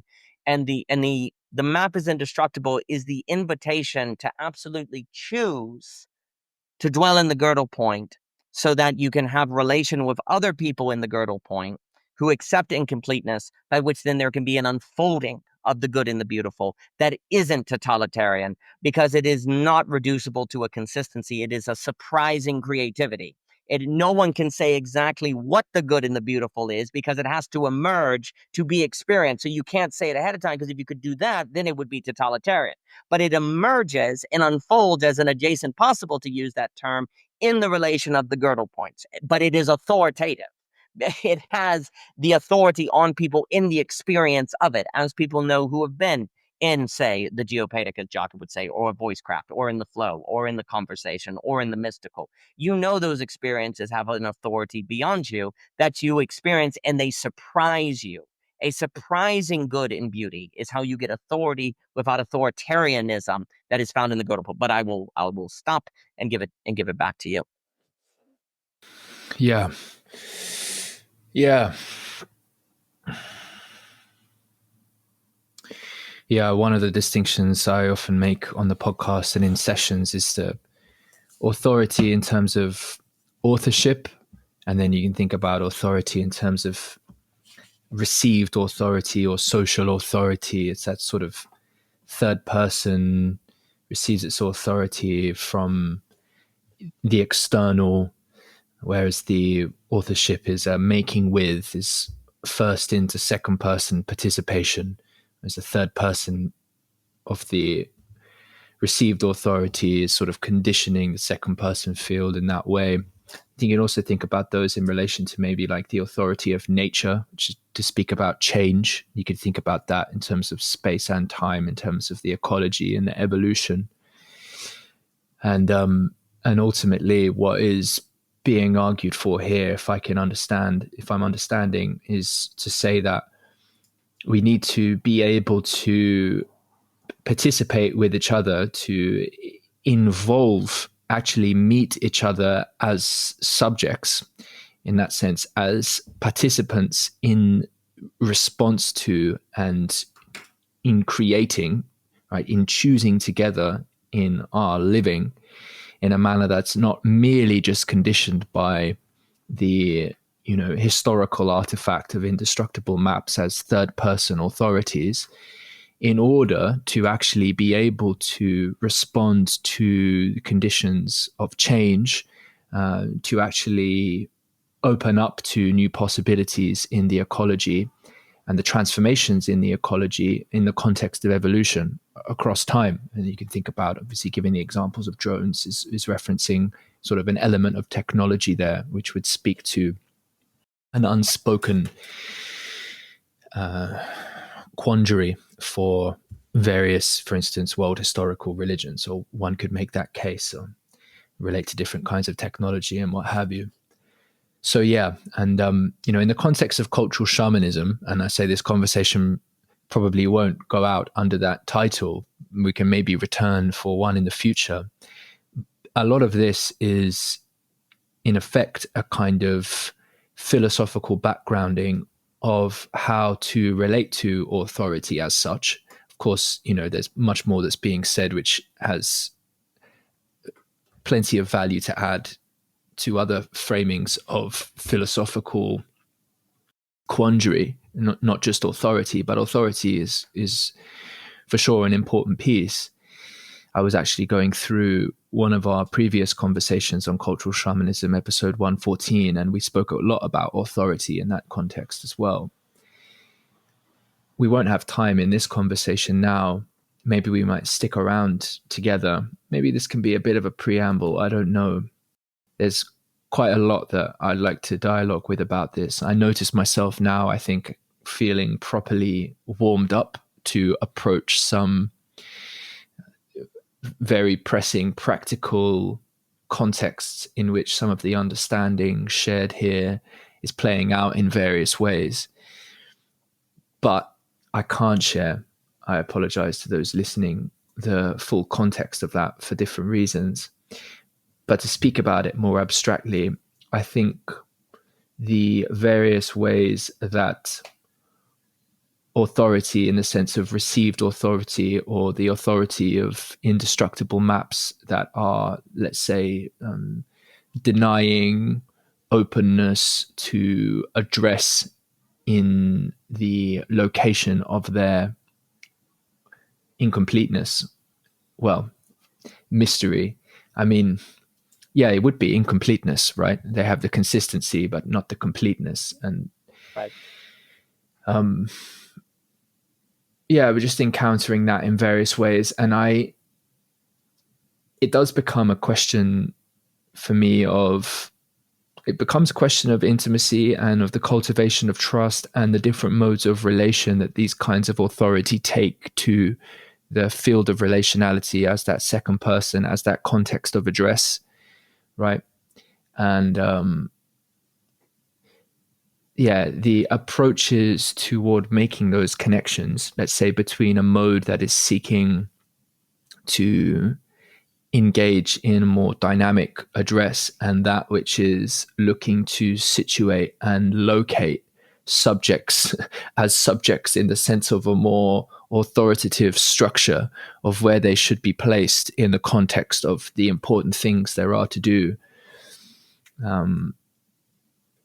Yeah, I think you could look at that as an angle on the project of cultural shamanism in terms of how the new, let's say, subjectivities or context or perhaps context of innovation or social innovation or philosophy or arts or these sorts of things are actually meeting the institutional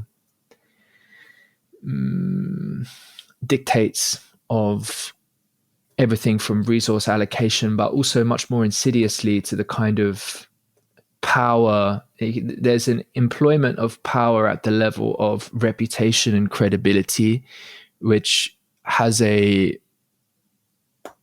some very insidious game theoretic moves that can be made in that context.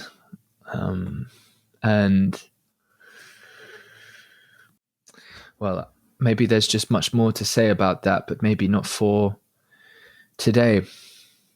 Well, I'm for me, there is something strongly tied to cultural shamanism and the Gödel point, because basically, the cultural shaman is going to bring people to the Gödel point or to a Gödel encounter, because until that occurs, we are not in a position to birth new culture.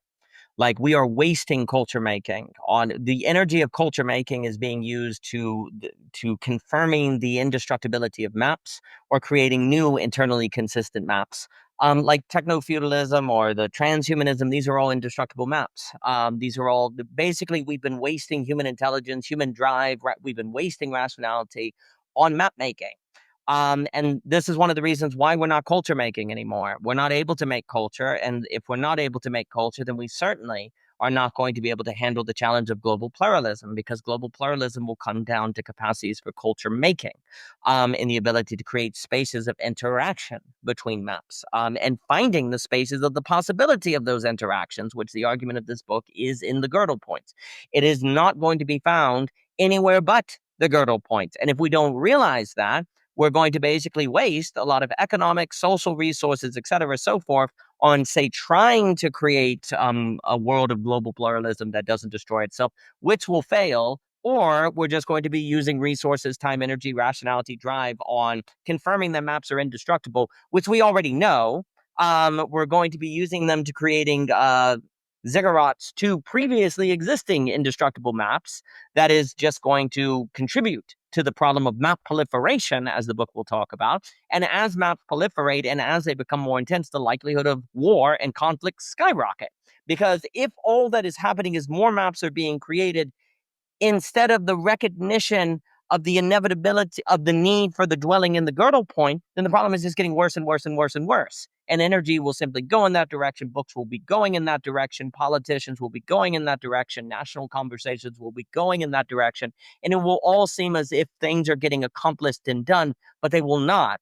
Because the only way by which to deal with the possibility of a universal singularity is going to be dealing with Gödel points. Points of incompleteness that do not deconstruct coherence, that do not lead to chaos, but necessarily create the conditions of possibility for coherence. But people have mostly been using the Gödel point precisely to avoid it. And as a result, we have auto-cannibalism, we have a lack of address, and we have a lot of mental illness, which again is alluding back to Korbowski.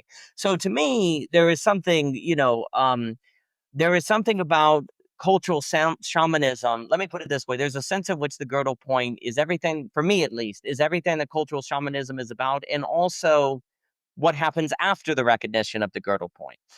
So there's kind of a bothness here, because the cultural shaman kind of stands in the Gödel point, where they're like, okay, now that you're here, how do we act? How do we carry each other? What is the through line of intelligibility in these conversations? Like, what are you looking for in the mode of interaction? How do you work through your emotions? How do you recognize, say, authentic resonance, as Seth and Aspasia and I have been talking about? Because basically in the Gödel point, you're going to require authentic resonance because you don't have a map to guide you. So you need a certain inner capacity to determine what is the adjacent possible, what is the next step that makes the most sense. So there's a way in which the cultural shaman precisely steps into the frame in the Gödel point, and the relevance of the cultural shaman is intensified by, to the degree we are speaking of global pluralism or greater diversity. The greater the diversity, the greater the potential complexity, the more you will need that guiding principle, who is not in the business of telling people what to do, but helping them, as Snowden was saying, determine for themselves the next best possible choice that can be made, and opening up the capacities people need to be able to so determine that.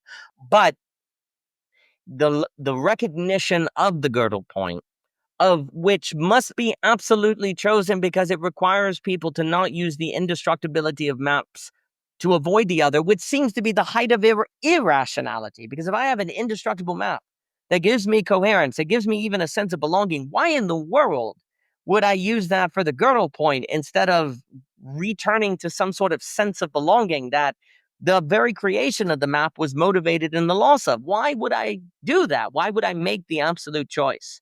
Well, because it's non-rational, and because you trust and you believe that that is actually going to open up, well, I want to say beauties that otherwise would not be possible. But that kind of absolute choice becomes very, very necessary at that point. And it will require a certain sacrifice of people, because you have to sacrifice the coherence the map gives you, in its consistency, for using it instead for the dwelling in the Gödel point. And that requires a lot of people, and a role of the cultural shaman can be to prepare people for that. But also it requires spaces like this, in my opinion, like Voicecraft, to actually show people working to using thought that way, to using their own thinking, not to keep out the other and give them a sense of knowing how the world works, but actually to use that knowing to find the point of their limitation, so that can be guided by something beyond, say, mere rationality, but something more akin to, again, Aspasian, authentic resonance.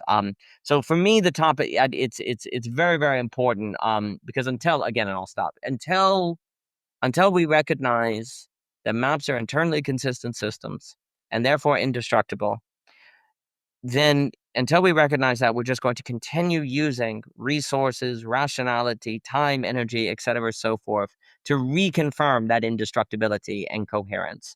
We're not going to be using it for dwelling in the Gödel point and making us the kind of subjects that can handle that. And that ultimately will prove quite a tragic waste. So to me, the stakes are high. Yes, well said. I want to read something out to you that I wrote the other day, which I think links up with a lot of your thinking and understanding that we've shared over the years.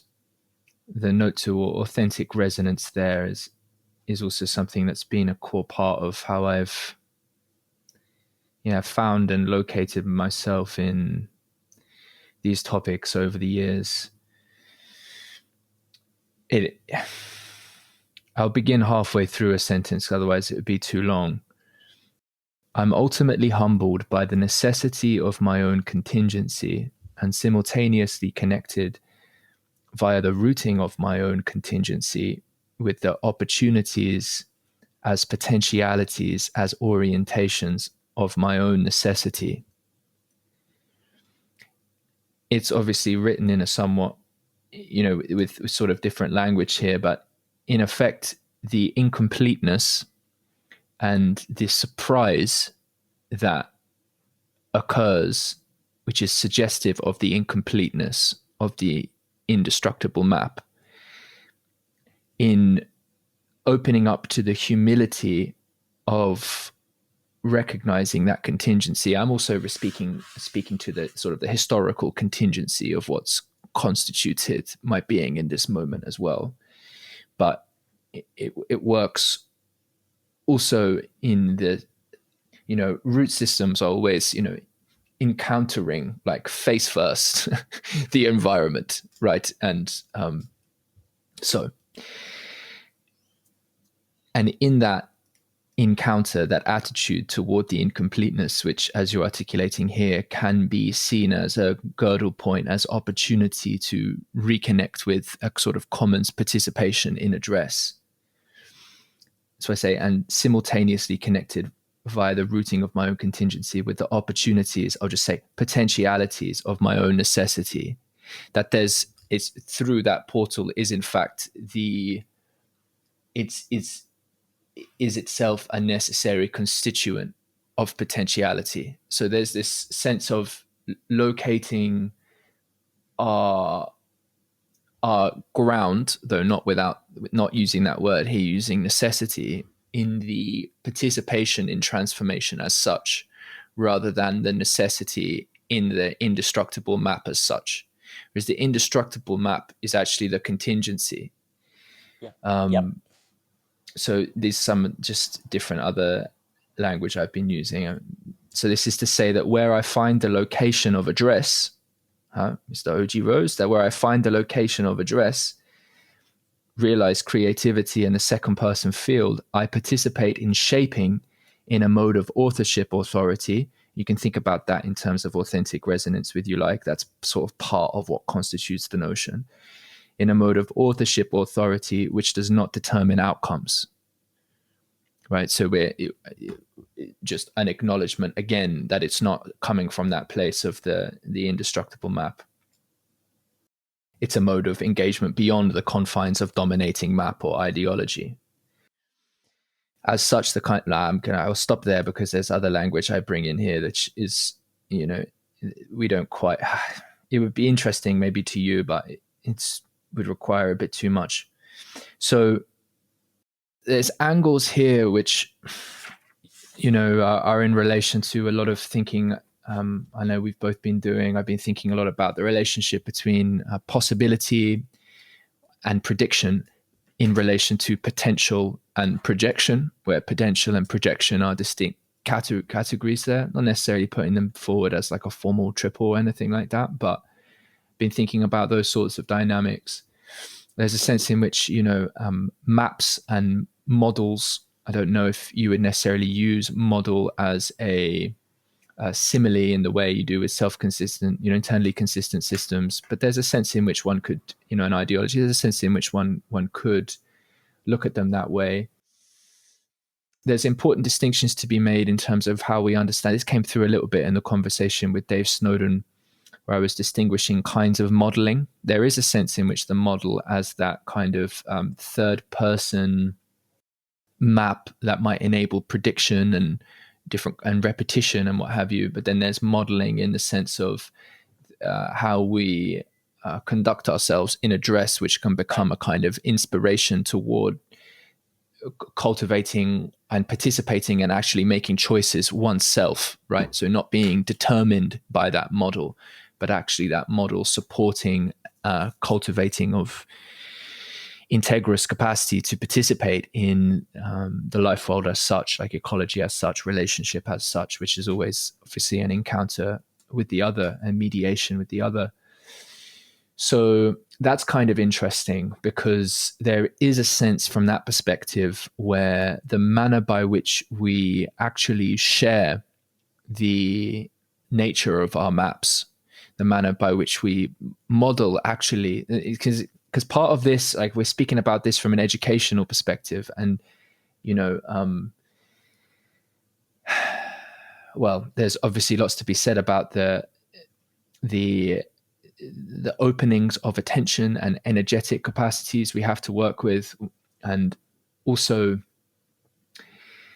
the necessity, this came through in your conversation with Gödel. I also spoke to him about it as well in a couple podcasts ago, in terms of relation between the father and the son, in terms of lineage and novelty, and a sense of even if the capacities of the father, or maps in a sense of the father, the received authority as received wisdom of the father is incomplete with respect to an address with potential and the future, it is still has plenty of vitality to offer, at least in principle, and is important to offer in a mode of that sort of social hierarchy before there is capacity to just go about making non-rational absolute choices from age 2 years old about absolutely everything, right? So there's a dynamic here of actually the sharing of maps and what it is to participate in the in the map making and staying in the process of understanding together. And that can certainly be conducted in a way that is conducive to address.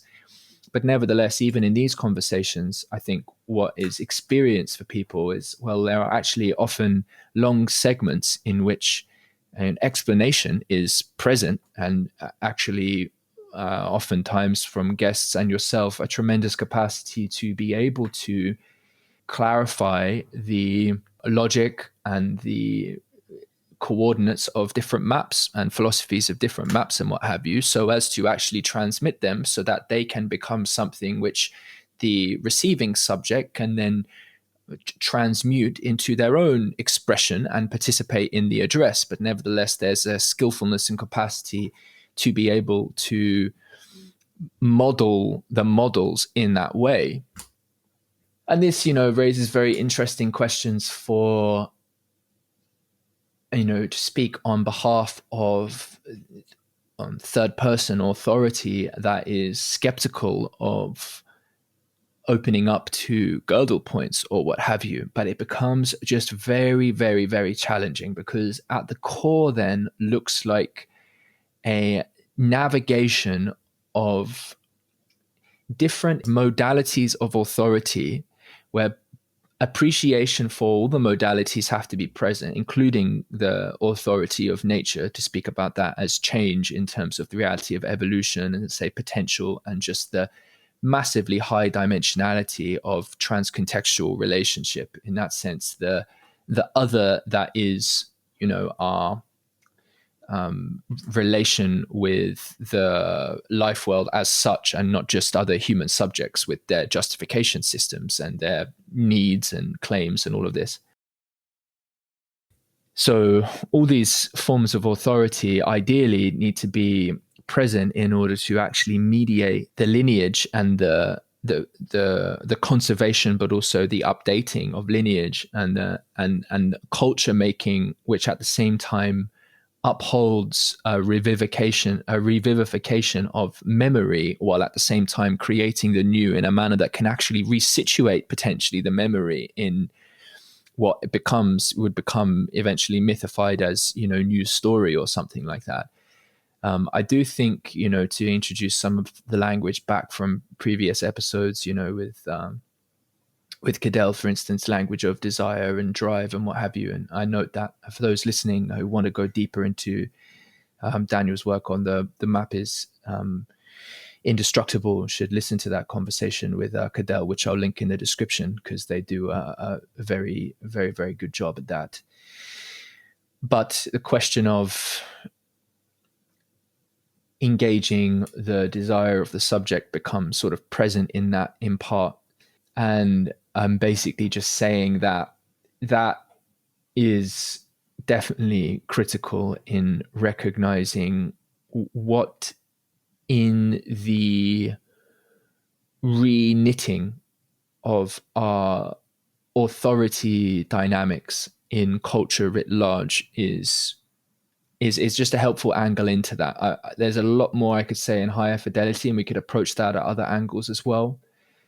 Something to return to. Well, I just want to say that is exactly the next fan-frickin-tastic questions, because there's arguably incentive for power and authority to not focus on the Gödel point, because it owns the map, it's mastered the map, it is receiving incentives from the maps. This is a giant claim, but basically an argument I would like to make is that if you don't, the hope might be that the ignoring of the Gödel problems lead to game theory dynamics that have suboptimal results, incentivize. Y'all talked about psychopathy the other day. Yeah, the system incentivizes psychopaths, sociopaths, various forms of psychopathy. I can't say the word, forgive me.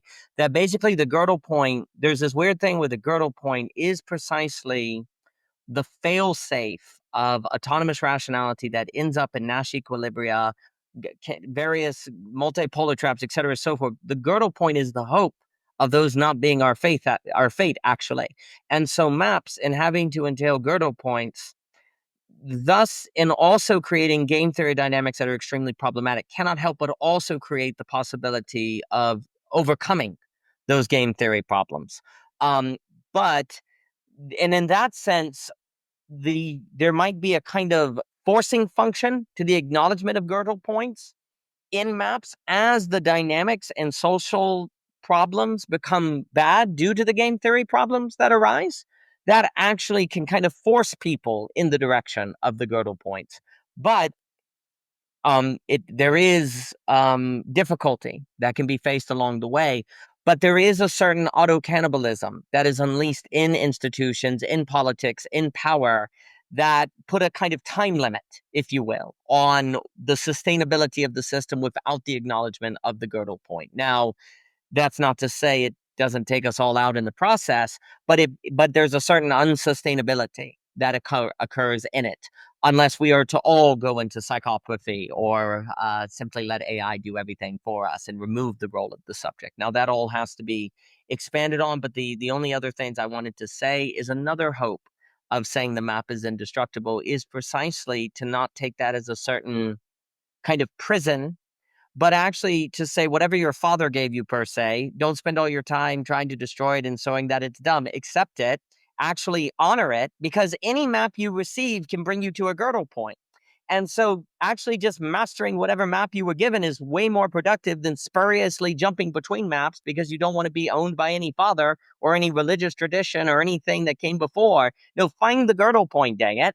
So get really, really good at the map you got, really, really honor it. And in the honoring of it well, you'll have an opening to the possibility of negation sublation. That actually is realized in the Gödel point. You will actually get a whole lot further as the son, per se, and honoring the father and having what the father gave you brought you to the Gödel point than you will spuriously jumping from maps. Because actually, the reason I say that is I think a lot of people looking for the next best thing, they just jump between internally consistent system to internally consistent system. Never make any progress in any of them. It's just spurious. And that's not very productive. And I think actually honoring the father can be a much more productive use, because it brings you to the place of the Gödel point.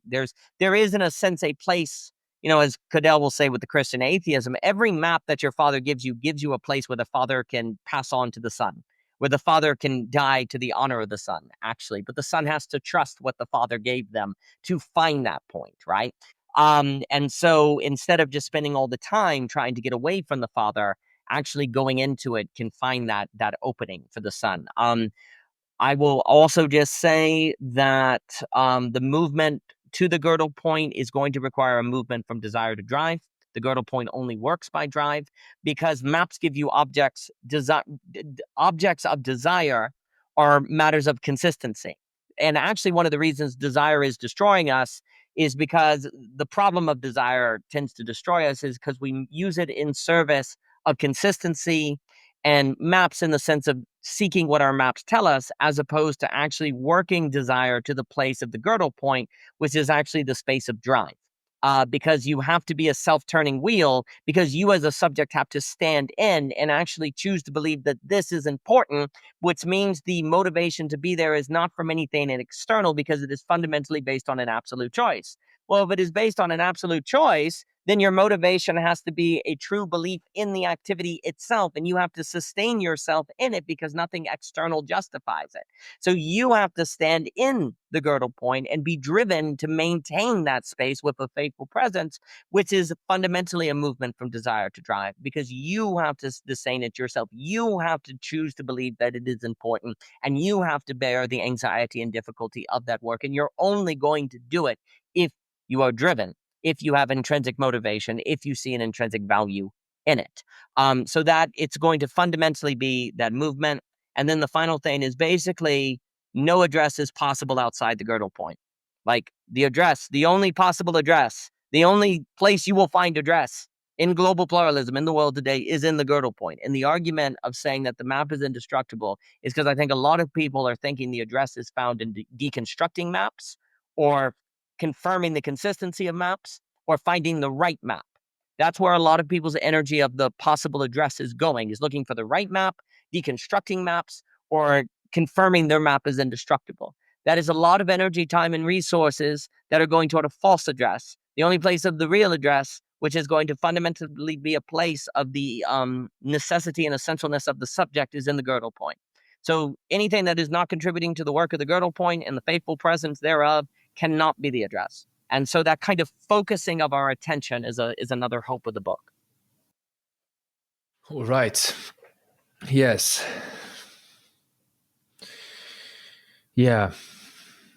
Yeah, I'm sure over the years to come we can return to this point on desire. I think I have some different definitions that I often use that term for.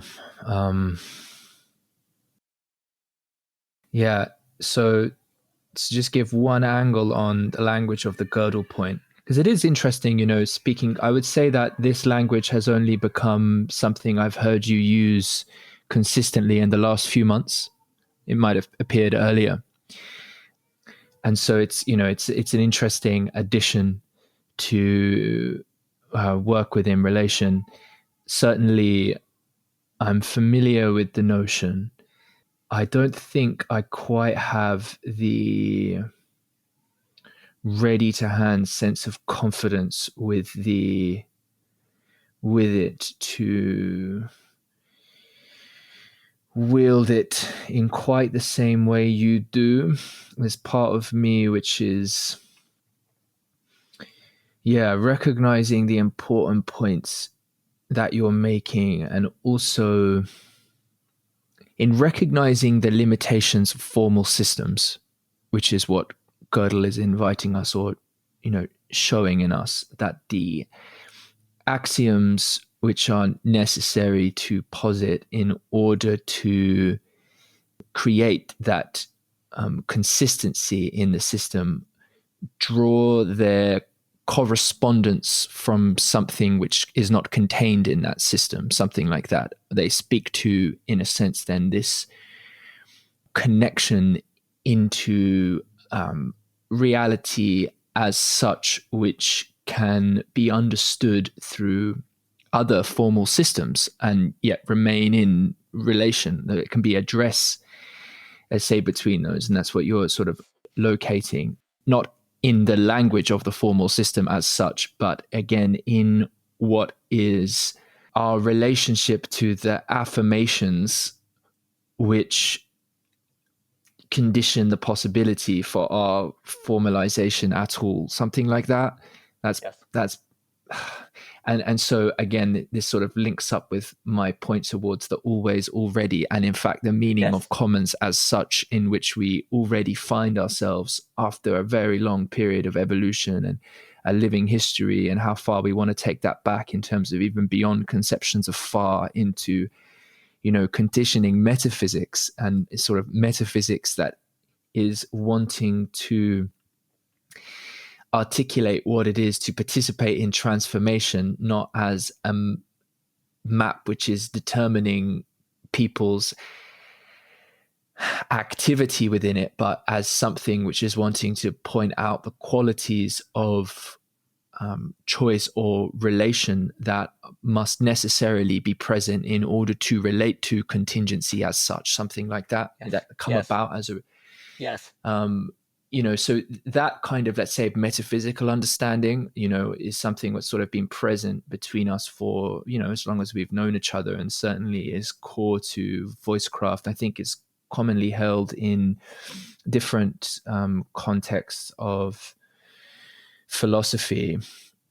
And so what am I seeking? I'm seeking, in a sense, to just share a little bit of grounding in a move from the formal to the informal. It's something like that. It's like the informal conviviality that actually is open to us, and that we can open the way for. And see, for me, I do language that in terms of desire, because desire for relationality as such. And I do think, in our time that, we can say that a certain drive to hold open the way for that, when maybe there are pressures which are narrowing and closing that. And in the absence of that relationality with others, there's maybe more of a necessity to, source that possibility from drive. But that's just a different languaging of desire. It's certainly desire in the sense of wanting, in the sense of attainment of the ever receding object, petit r, as that sort of impossible external want that actually does not satisfy. It's kind of like a deep modal confusion there. The having and being is often one that's mentioned in relation, but something about the ever present possibility of conviviality, in the sense of participating in the vitality of interaction and conversation together, and recognizing that the informality of that, some of my language, the second person field of the mess of the ecology, in the but at the same time the joy of that and the intrigue of that.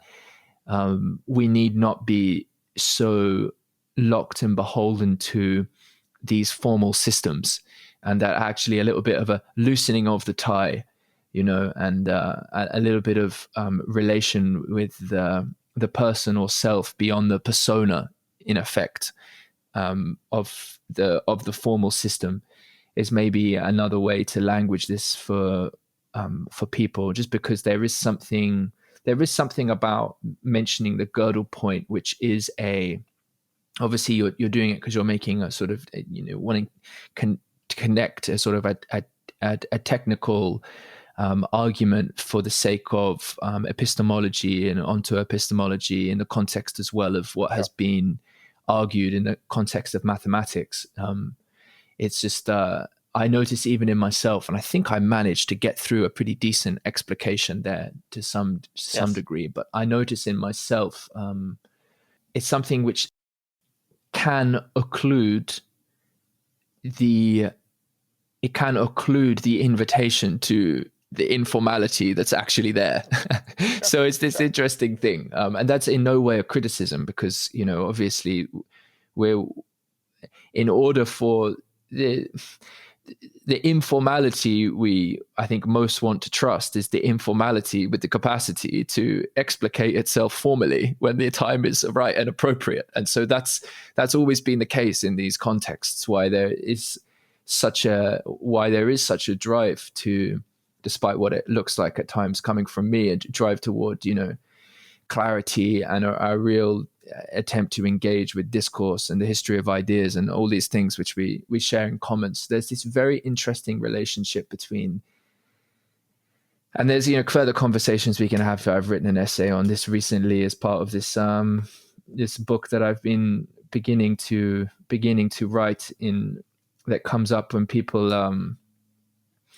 can become so skeptical and afraid of abstraction and thinking, and not able to recognize when thinking is in service of more than just thinking, is not just in service of its own reciprocal narrowing, in a sense, in the context of these formalized indestructible maps, and the kind of thinking that descends into a disembodied abstraction, which kind of ends up in instrumentalizing potentiality and subjectivity to mere sort of possibility and prediction, in a manner that you've spoken about very well on the topic of friendship. And so becomes, in a sense, a perversion of relationship, and also toxic to life as such. It's like thinking actually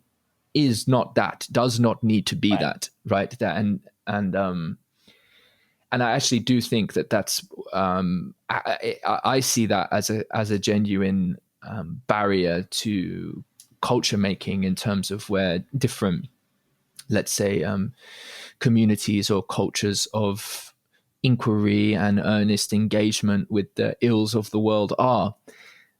So it is tricky, because we're sort of in this position where there's kind of like wanting to absolutely maximize conviviality, but at the same time hold itself tremendously accountable to formalisms so as to actually be able to relate with them, but also, to I say transcend them, to move beyond the trance of them, which would be to take the portal of the Gödel point in terms of your language. So there's, that remains just a bit of a paradox in terms of how this is all playing out. But hey, it's an honor to share this conversation with you. All right, okay, all right, go ahead.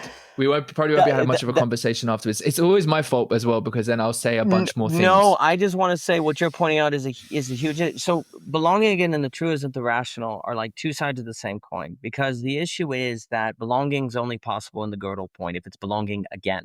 And also, you noted this with Gödel: belonging, longing, desire goes together, etc. Also, drive for me in Lacan entails desire. It's like, desire doesn't entail drive, but drive can also entail desire, because there has to be a certain desiring mechanism in drive. It's desiring of desire is ultimately what drive becomes, right? So it becomes also about situating in a manner where it can, find belonging. Now, I really like what you said about the Gödel point as informal conviviality. Yes, that's belonging. You could put the in parentheses, where there's a certain sort of informal conviviality. People tried to have conviviality without form at all, without the formal, chaos, nihilism. But then they tried to have, informal without the parentheses. That's no good. But if you try to have formal conviviality, it's robotic and it dies and it becomes consistency. It's conviviality according to the consistency of a system. So you need informal conviviality with the in parentheses. That is going to be tied to belonging again. This is what belonging again is. It is only possible in the Gödel point, though, which is only afforded by people being true to their maps, paradoxically, because you have to be true to your maps to be true to the Gödel points that maps entail. And so the issue is, belonging again as a series is going to be more on the side of I want to say almost the informal without the parentheses. The true isn't the rational is trying to make almost a more formal argument, and together you're seeing the informal conviviality together. Because here's why. What people believe is possible in thought determines how they seek, ergo approach belonging. Like the way you think thought works and how it structures reality and what is afforded by its structure determines how you're going to think about the matter of belonging. If you think a formal system is possible, you're not going to look for belonging in mystery. You're not going to look for it in surprise and encounters with the others. You're going to build it. You're going to look forward to building a system or the perfect society or a command economy, right? Now, if you think thought can only be informal without the parentheses, meaning it's informal, it never forms anything, it doesn't go anywhere, then you're going to look for belonging and more happenstance. You're not going to try to form a society. You're going to probably be more nomadic. Ultimately, you're going to look for lines of flight without formalizing anything, right? But if you believe in informal conviviality with the in parentheses, well, then that's going to affect the kind of political, social, and economic system you create or even think is possible, and thus what you think belonging is possible. So for me, the true isn't the rational series had to become possible, because you could read belonging again and say, that's all nice and all, but thought doesn't work this way. This belonging again theory is great, but this isn't actually true to the way that thought structures reality, and thought is true to itself. No. The truest of the rational says, yes, it is. That if actually thought is consistent in of itself, it unveils a Gödel point that justifies a point of informal conviviality with the in parentheses that is the characteristic of the belonging described in belonging again. So you have to do it from both sides. Yes, so this is a good opportunity for me to, as someone who only read a bit of Derrida at university, and it was some time ago. I don't know if that's exact. I think I've heard you speak before when you say, and for those listening, that when he says in parentheses, in my mind, I say just the word brackets. So some people might see that and think brackets. So not everybody might know it. So Daniel means bracket, in, close bracket, and then formal. So yes. Now this is a good opportunity right at the end for me to ask you, because obviously I'm following along with the meaning. If I was to attempt to language this, because I never use brackets like this, it's not part of my lexicon, even though I use different things in my own writing that have esoteric meanings. I don't use that one. Now, in effect, what I'm here in terms of how I'm relating the sort of the more, it's not an anarchy of informality, but it's a kind of informality without capacity to know or tend to its formalisms, that to the degree there was sort of, to the degree there is a symmetry in the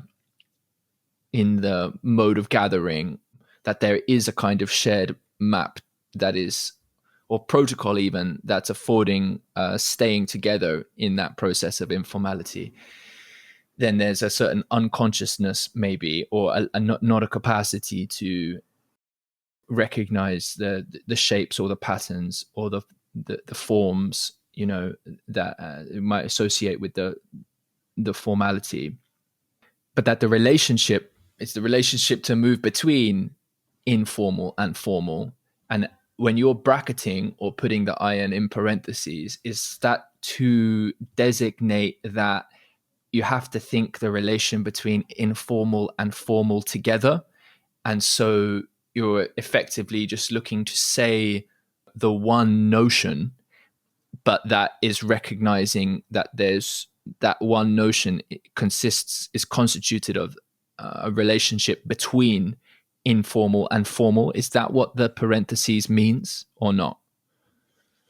That's an excellent question. And yes, it is definitely going to be talking about a space of the relationship between the informal and the formal.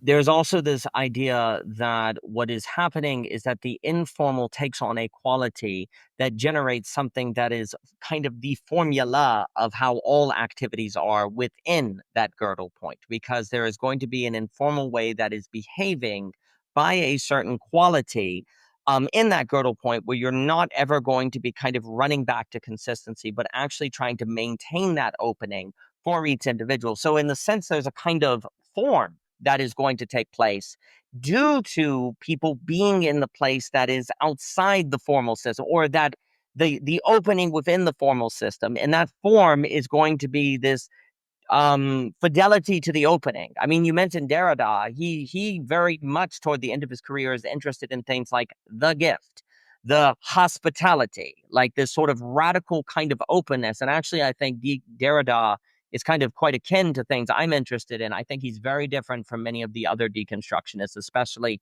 the latter Derrida. He kind of gets thrown in a bucket with everyone. But Derrida becomes very, very curious about this possibility of a certain space of that of which cannot be captured. The gift. Well, like, why do you give a gift? Well, there's no reason. You just kind of give it. He becomes very interested in forgiveness. These are all kind of qualities of a certain absolute choice. But all of those, let's say the gift, forgiveness, they all have a kind of form between them. They're different, but there's a kind of form that is going to be maintained. There's going to be a pattern. There actually is a pattern.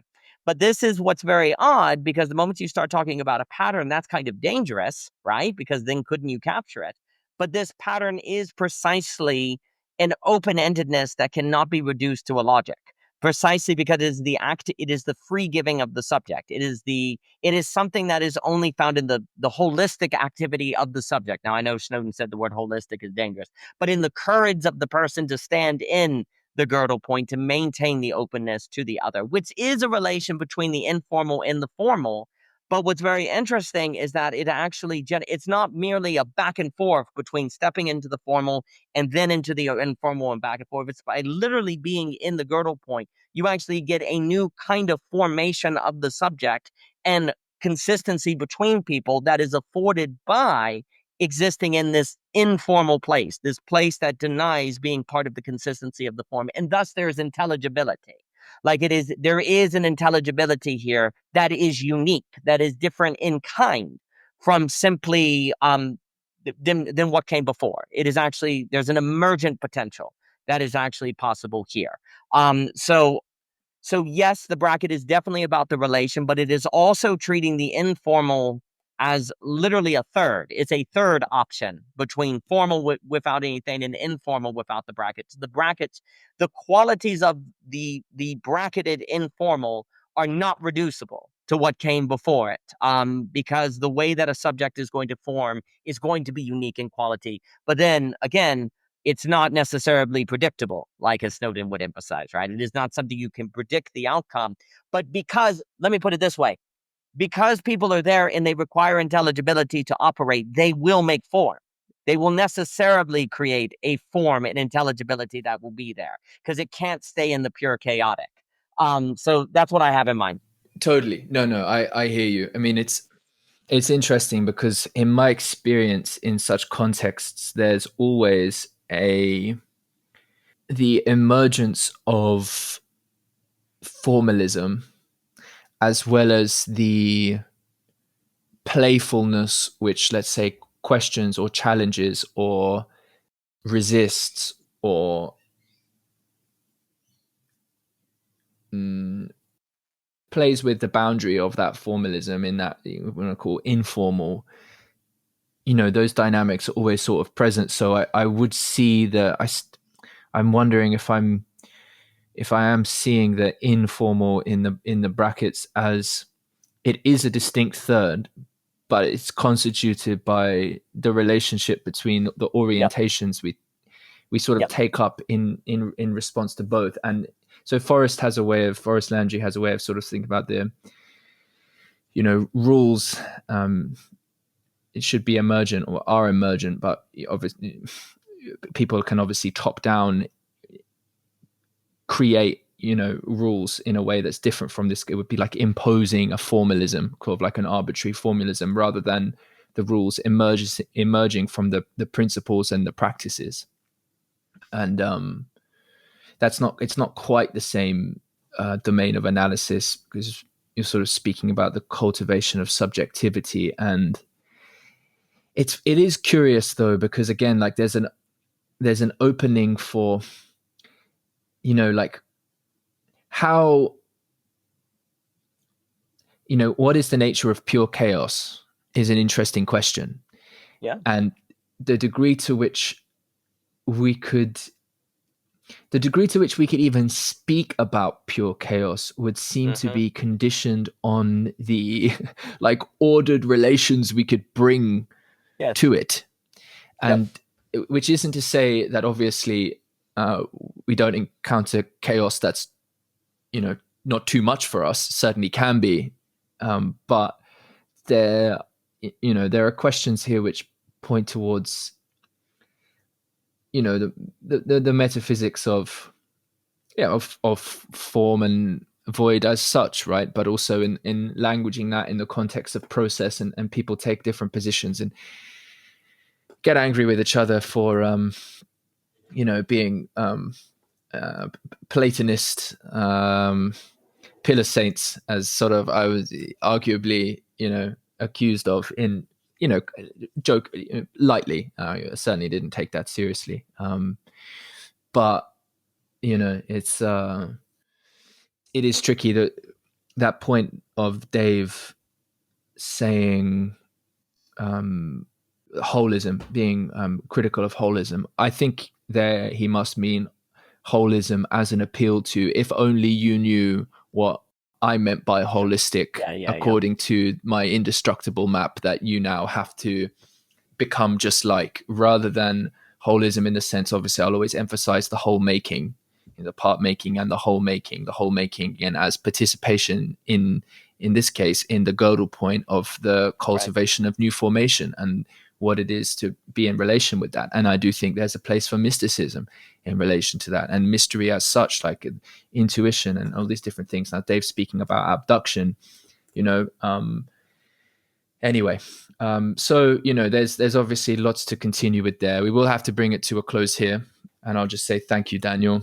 I hope that those who have stuck with this have found it worthwhile. Certainly I always find it extremely worthwhile to think and relate with Daniel Garner of OG Rose.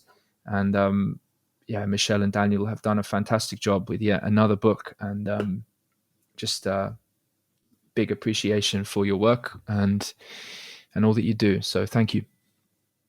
Thank you, Tim. Thank you for all that you do. It matters, and wouldn't be here without you. So thank you, and thank you for having this conversation. And I don't know where the time goes, and everything you say is like right on it. And I really appreciate it. And thank you for being you, Tim Adalin. Thank you. It's so interesting, isn't it? How like I began that slower than I know is good for more people to stay with. And I knew that as we get going, I will. But it's curious. It's very curious why that happens. There's a sense in which I really just wanting to stay on it, as you say, like to really sort of distill where the energy in me is truthfully meeting your thought, and obviously wanting to be able to bring how I the tools and equipment and ways I have to navigate that territory, but at the same time really wanting to meet you where you are.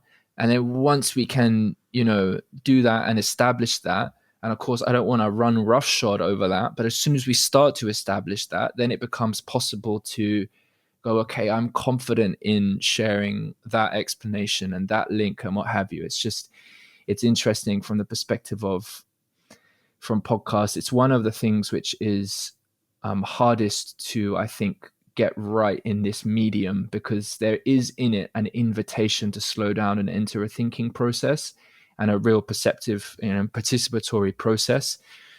But it's challenging because it meets the ordinary expectations of the channel. And I noticed my own sense of, say, frustration would be too hard on myself, but almost like a bit of despondent disappointment in myself for not necessarily being able to. And it's it's in the morning and I'm whatever here, there's different modes I can be in, but there's a few needles to thread. So I'm hoping anyway that this was, I know it's valuable and worthwhile, but I also feel that there's a way of threading and making salient and presenting and performing that presentation of the still authentic activity of engaging in the process, which could honor the quality of what you're bringing here a lot more.